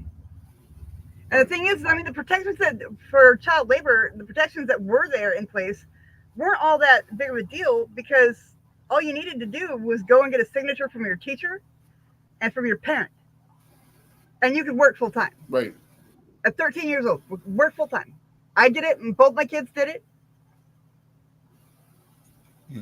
And now they're wanting to give like 13 and 14-year-olds occupational driver's license, so they can get to work faster. And They're making it to That's where wild. they don't have to take lunch breaks anymore. They can work more than 8 hours a day, and Yeah, crazy fucking shit. And at minimum wage, at federal minimum wage. Okay, so these kids they should be yeah, not necessarily focused on going to school, but like focused on fucking just being a kid. right. Yeah, 100%. Yeah, I exactly. agree. No one's listening. No one ever listens when no one speaks up for kids. It's just not. No. It's weird. Yeah, my old They don't. neighbor, they just moved in. It was like a year or two ago, and I heard this man screaming at these children in a way that was just like horrifying. I'm gonna fucking kill you. Da, da, da, da. Well, I had surveillance around my house. Right. So I went to my window and I said, hey, what you're doing is abuse. Keep abusing Right. those kids, and I'm going to make sure that you aren't ever around them again. And then I let him know I have cameras all the way around my house. Fuck around and find out. Right. Because it picks up everything you say and everything you do. And he quieted down for about a year, and then I started hearing him do it again. And I just reminded him, opened up my window, and said, hey, cameras. Right. Like Anna said that oh heck no, tell those places or states that they would that won't happen with me and my voice. That's right, Anna. That's Yeah. right. I Yeah. love you. If you think that's bad, Chick-fil-A now talking about doing summer camp. What? Yeah, you heard about this? No. Yeah, I'll send it to you. There's an article about Chick-fil-A trying to do summer camp.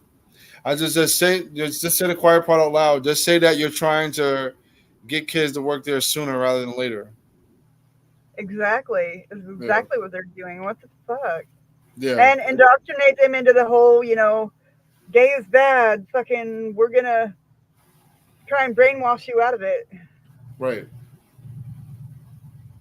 I've never eaten there because of that shit. That whole, no.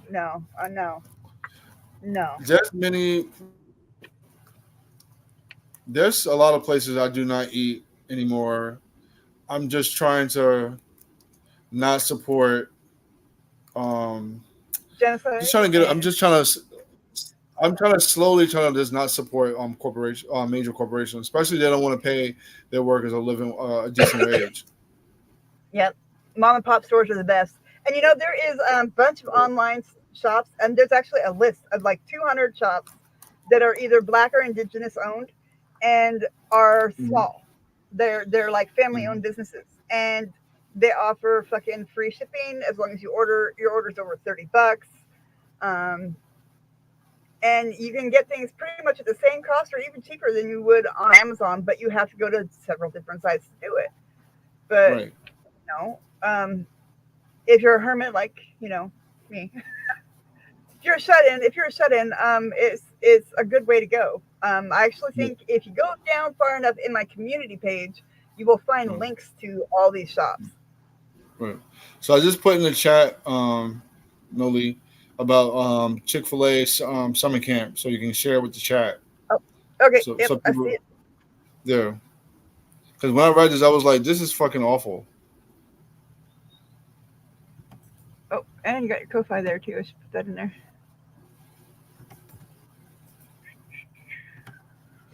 There's that. And then copy. And your Ko-Fi and your social media links and stuff are in the description. So if anybody catches this later, go check out those links down there. You will like what you see. Awesome. I like what you see. Are you going to announce that thing we were talking about last night? And if not today, when you do announce it, would you do it here? Were you talking about when the film is complete? No. That other thing that we talked about to get more traffic over on your podcast and stuff. Oh, you're talking about you're talking about when I launch it. Yeah. Oh yeah, definitely. I can come back on the show, and when we launch the actual podcast, I will definitely love to do that. That would be a lot of fun. It really would. Yeah, I would definitely do that. 100%. I can definitely do that. There. I want to find 3 editors before I actually launch the podcast. I'm still looking. I want to see who would be want to be in community because the nerdy podcast would be on Wednesdays. My podcast would be on Thursdays. So I want to have 3 editors so we can rotate so they don't feel overwhelmed editing. So we have 3 would be better. So one editor do one and then they rotate for the next week. I know some people I can send your way that you can chat with. Awesome. Yeah. I know so many people. It's ridiculous. You do know so many people. You know a lot of people. But it's yeah, just this. I mean, it's mostly from YouTube. To be honest with you, I moderate for almost. I'm just shy of 60 channels. Oh wow! I'm actually like moderator of more than that, but I don't go to those channels so much anymore. I'm just too busy with everything else that I just can't. I can't be in front of my computer 24 hours a day. I'll go crazy. Especially when it's all about police violence and it's all about activism and it's all about I have to get like my I showed you my friend Blake Ritter and that film that you where he drank the ew, fucking ew. But I have to get my entertainment somewhere, and I keep it with independent short films. I don't really watch a lot of mainstream TV or anything like that. Right. It's just not my thing. I'll watch like Amaletto and Dust and Alter, which is just like a platform for independent films that are 30 minutes long or shorter. There's another one too that I support. It's called No Budge. No Budge. I literally, I'll put it in the chat for you too. I literally support. I pay $5 a month for their subscription. They're like Netflix for like independent artists like us. And so if you make a movie, you can submit the work to the platform, and then they vet and they'll see if they like the movie, and you'll put it on there if they like it. It's kind of like Tubi, but like for like smaller. Tubi's actually grown. Like it's crazy. Yeah, like Tubi is definitely grown. High quality work on there now. A friend of mine, China McCoy, he did he was the stunt double for Morpheus from the Matrix movies, and he also did a lot of the fight choreography for the Matrix movies. Oh, very nice. Huh? I gotta get in touch with that guy. Oh, I can link you up with him. Not a problem. He is a wonderful dude. He is so you should see like he films himself teaching people how to film fight, and he's really he is an excellent teacher. An excellent teacher. I mean, he takes somebody who's never even been in a real fight and makes it, dude, he gets so much out of people. It's amazing. He's the shit. I want to be him when I grow up. I want to be him when I grow up. And it's like, I need some music. She said, need some music for the podcast. Anna, I love Anna's hustle. She is. She's amazing. I have music. I have music for my podcast. The Nerdy Jargon podcast might need music. That's a good question. I'll get back to you, Anna. The Nerdy podcast, I have nothing but I have an artist who does nothing but D&D music. So like all of his he's a rap artist, but all of his songs have something to do with Dungeons and Dragons. It is the best. No, wait. No, you know what? No, you have to hear him. You have to hear him. Oh my god. He is fucking fabulous.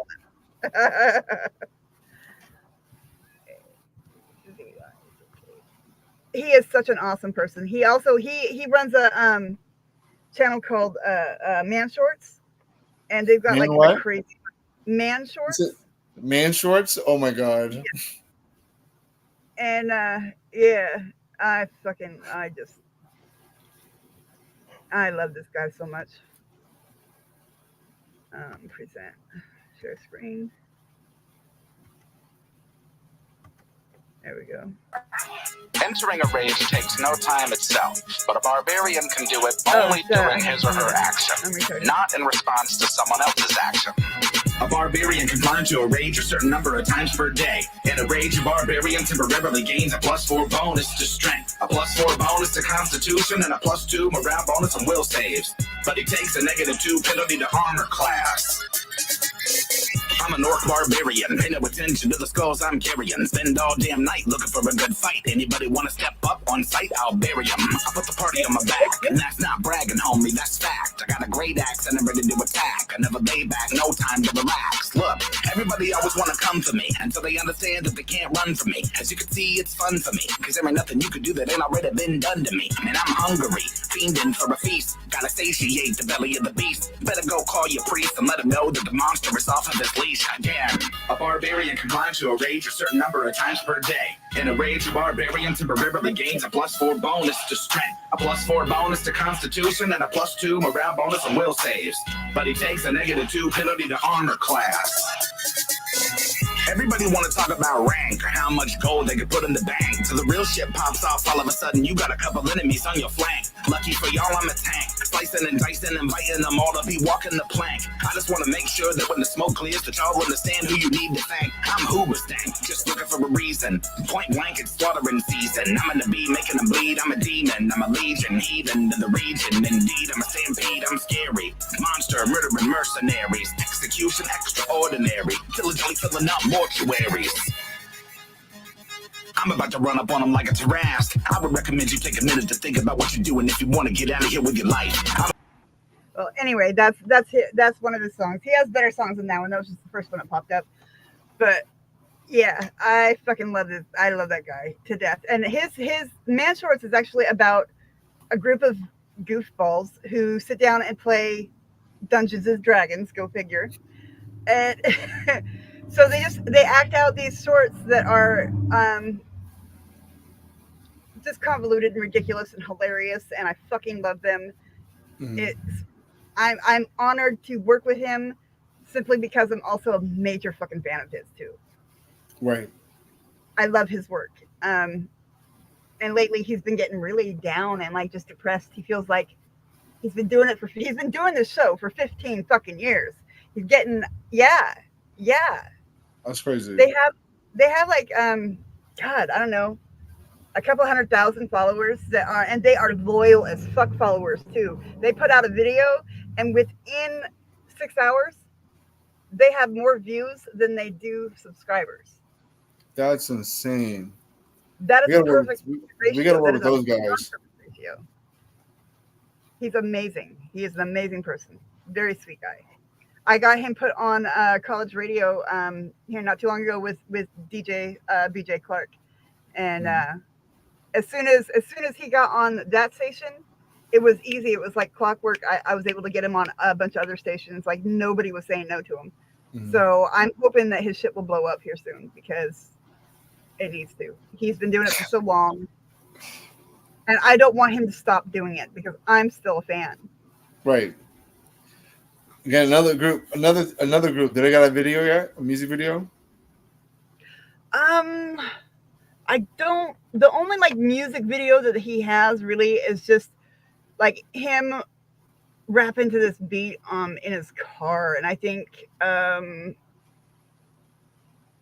one is like hang on just a second, I'll grab it. He is in Florida. Okay. Jacksonville, I think, is where he's at, or maybe he's closer to Miami. I can't remember. I'd have to go and look through our messages to find out exactly where he's at. But I'm going to pull up Man Shorts really quick just so you can check it out. So you can see what he does. Rap edition, that's what I want. Edition. Okay, here we go. Oh, pause, damn it.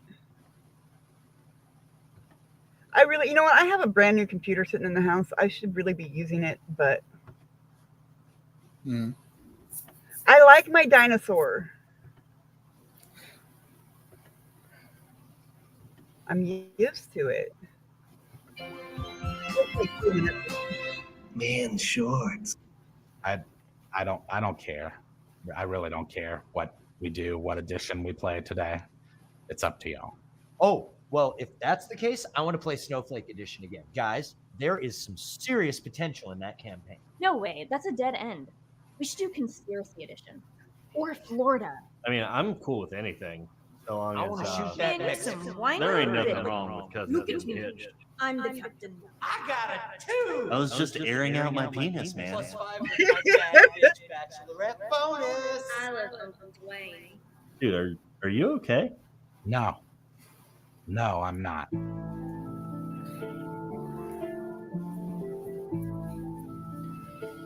That's hysterical. I've reconsidered. I'll be choosing today's edition. Welcome to the campaign. I'm about to put the party in the fast lane. Bring pain to the divine and arcane. Go hard like a bard on cocaine. Unchained, I'm a PC's nightmare. Better believe I'm prepared to go there. Bar fight with 71 bugbears. Put your DPR in a wheelchair.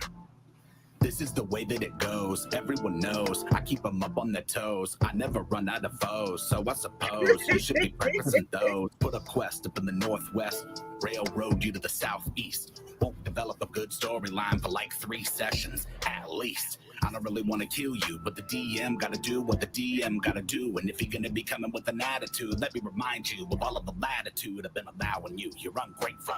Y'all don't really want to see me get hateful. Don't nobody want to see me get ridiculous and do another TPK. Dice, quality clean. Ice all up on my screen. I'm nice until I get mean. There's no in between. I'm a machine. Look, I can put all of you into a castle full of 1,000 chests. And one of the chests contains an item required for you to continue the quest. And all of the other unopened containers are mimics and traps. So you'll have to open them all to recover the item, which is a map that will lead you into a complex dungeon with enough gold to make the whole team rich. But you better be ready to go to battle with a demon lord and a lich. So don't bitch when I give you a puzzle to put a muzzle on your tendency to deviate metagame. I'm liable to kill a character for no other reason that I think that it needed a better name. This game was a mistake. I think I'm gonna need to take a little break. That's it. I'm done. Goodbye. Oh yeah, rocks fall. Everybody dies. I think that's pretty much I'm seriously send me that. I'm gonna subscribe to that YouTube channel. That is hysterical. Okay.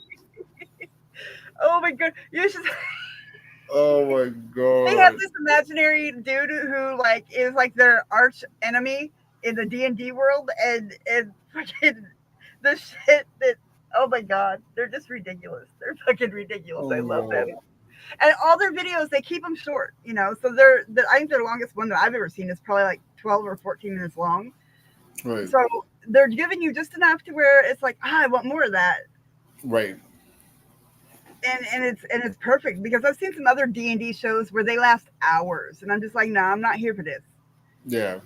Unless with I'm comedy, with comedy and stuff like that, you need to be like short and sweet. You want it to be, not to say this, but it's true. You need it to be addictive. It's short and sweet. Get them in, get them out, and then you want to watch it again. Exactly. Yeah. I think I've watched every single one of their videos. Dude, because I'm a fucking child. I'm a fucking kid. Just a big kid. When I get serious, I turn into an old hag, and not even gonna lie. But I can turn into an old hag really, really quick. I am grabbing you their link. Here we go.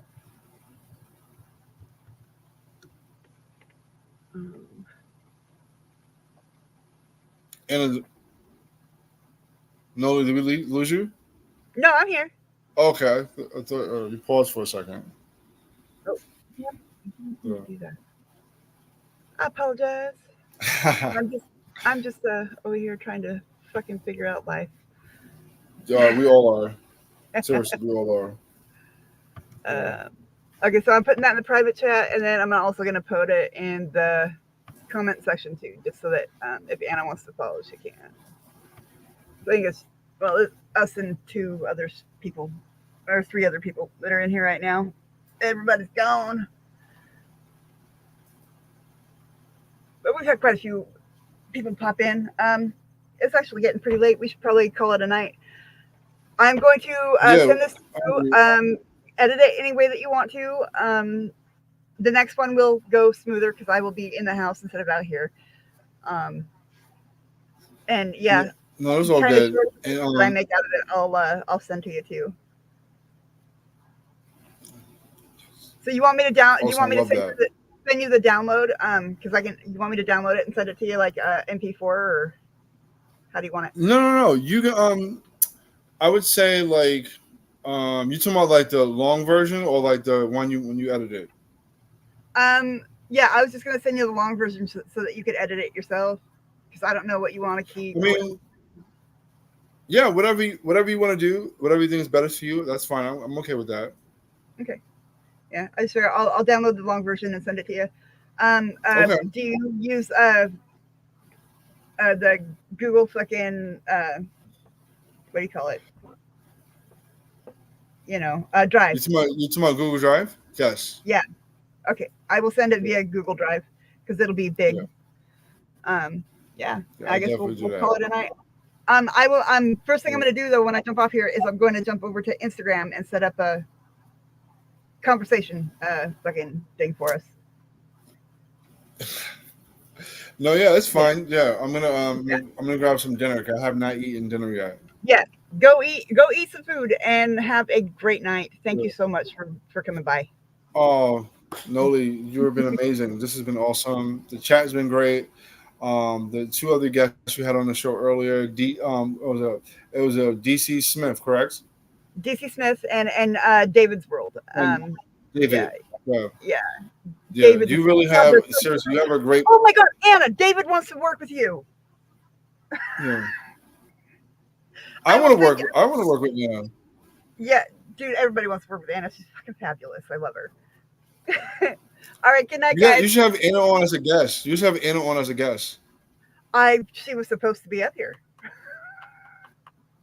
She got home late. Yeah, I know.